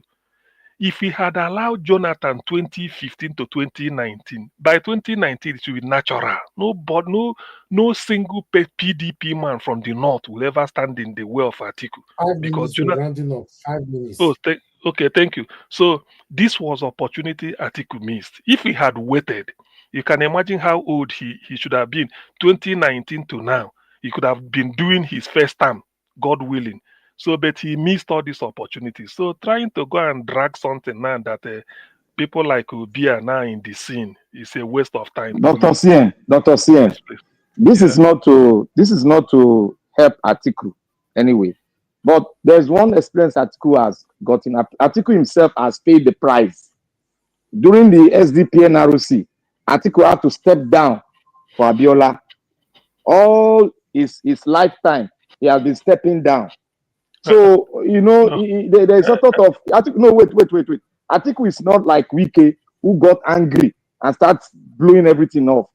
That man has sacrificed according to the political terrains in Nigeria. He has laid down a lot of things. That is why he was so angry the other time. But I believe he has learned his lesson, and he's old enough. He has given way. He has to give way for the young ones to really do it. I believe that they have to give way. The premise of your argument is illogical. It's not true. Let me point one thing out. I know time is going. Do you know, if not for Wike, that Atiku went to Jonathan? Naturally, when the president is no more, the vice will step in. Automatic. It's just a person will take oath of office. Atiku went to Jonathan and said, look, now that we are going to complete Yaradua's tenure, 1 more year, take me as your vice. Not Namadi Sambo. When you take me as your vice, because Jonathan will now move up here, Jonathan has to select a vice. Take me as your vice. By 2011, at the end of 2011, we will switch role. I will contest as president. You will be my vice. Didn't you hear about that? Does it mean that somebody who wants to sacrifice? Don't you know it's an insult to the commander-in-chief? It's an insult. He should have waited for the man to complete and then he contest from the north. So he wanted it. He said, after all, Yaradua is the turn of the north. So you complete it because of joint ticket. But after that, we will switch role. I will use you as my vice. See, then Dr. CM. No, Dr. it's true. CM. Yes. See, I know it's true. Dr. CM, look, see, we have to also come from different parts. You understand? We have to be fair.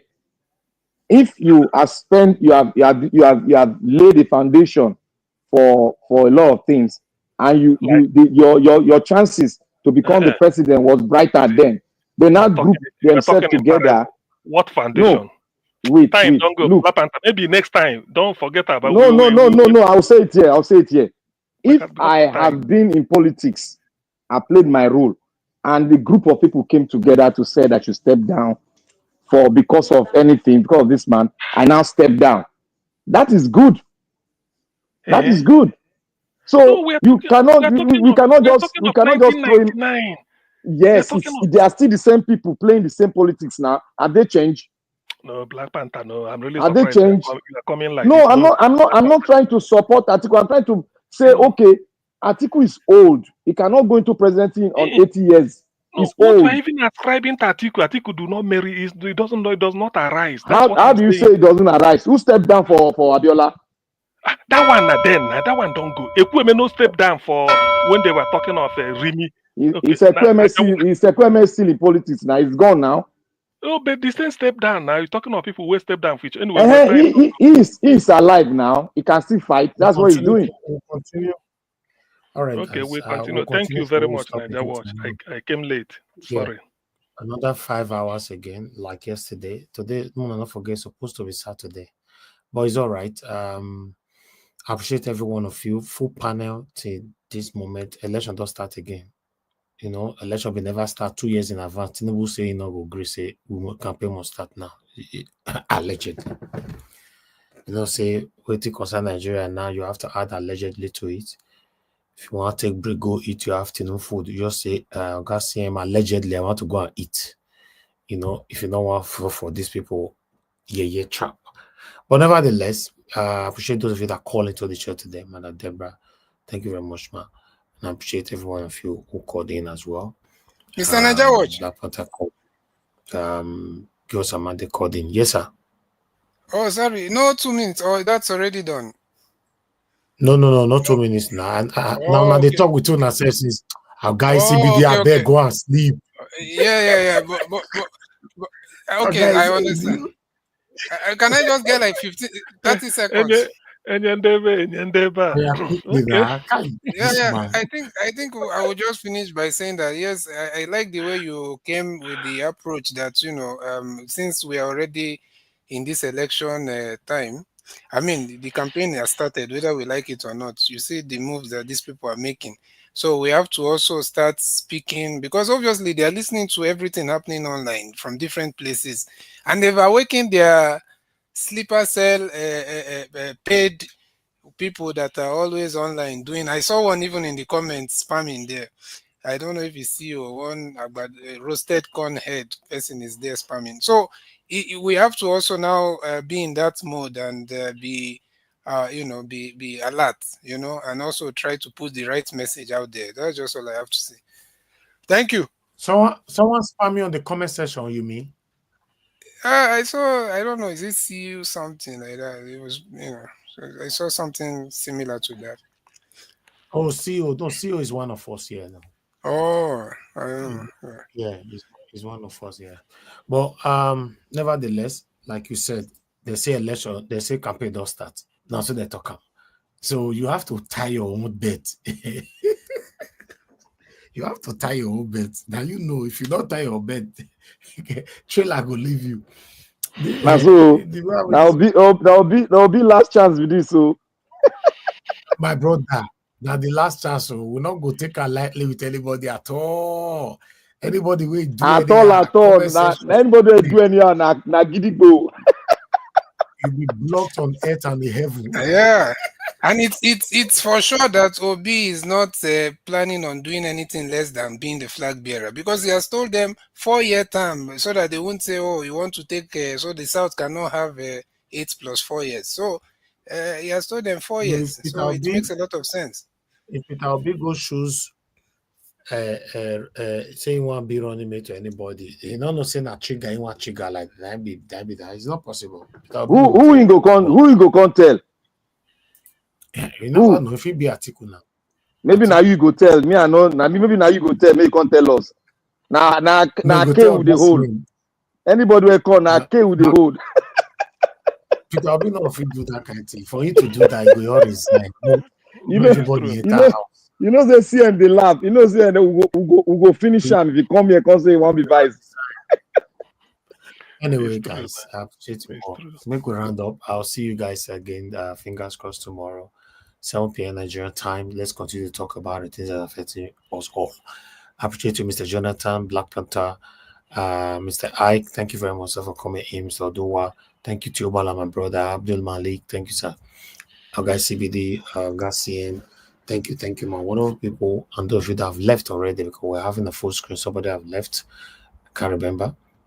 But still, I appreciate those of you that supported the channel today. Kenny Honda and Seven Girl Mede. God bless you. I'm very, very grateful. In the comment section, mother of all mommy diaspora. Thank you very much, mommy. I appreciate you for all that you do.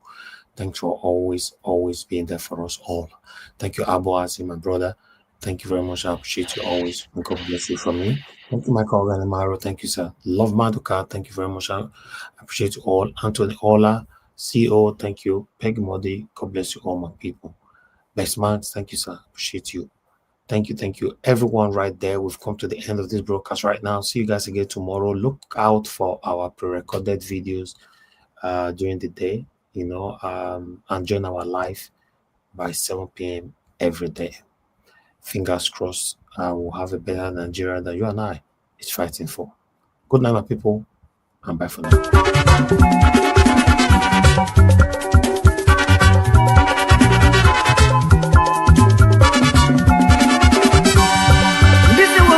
In this world, all of us today in motion. Everybody there in motion. Moving to our various stations. As we there in motion, make we do good to ourselves, yo. Make we do good to our neighbor. Before we reach our station, every walk gets paid. Every walk gets paid. Every walk gets paid.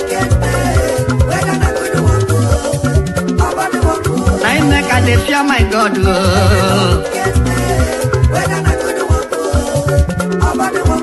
I make a day fear my maker.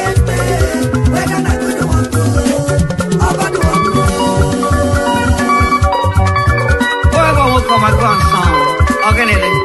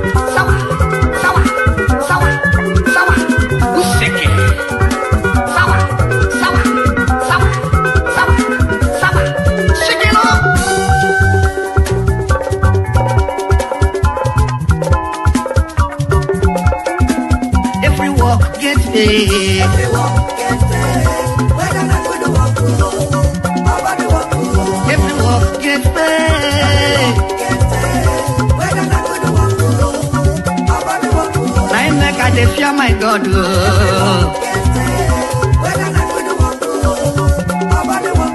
I make a day fear my maker.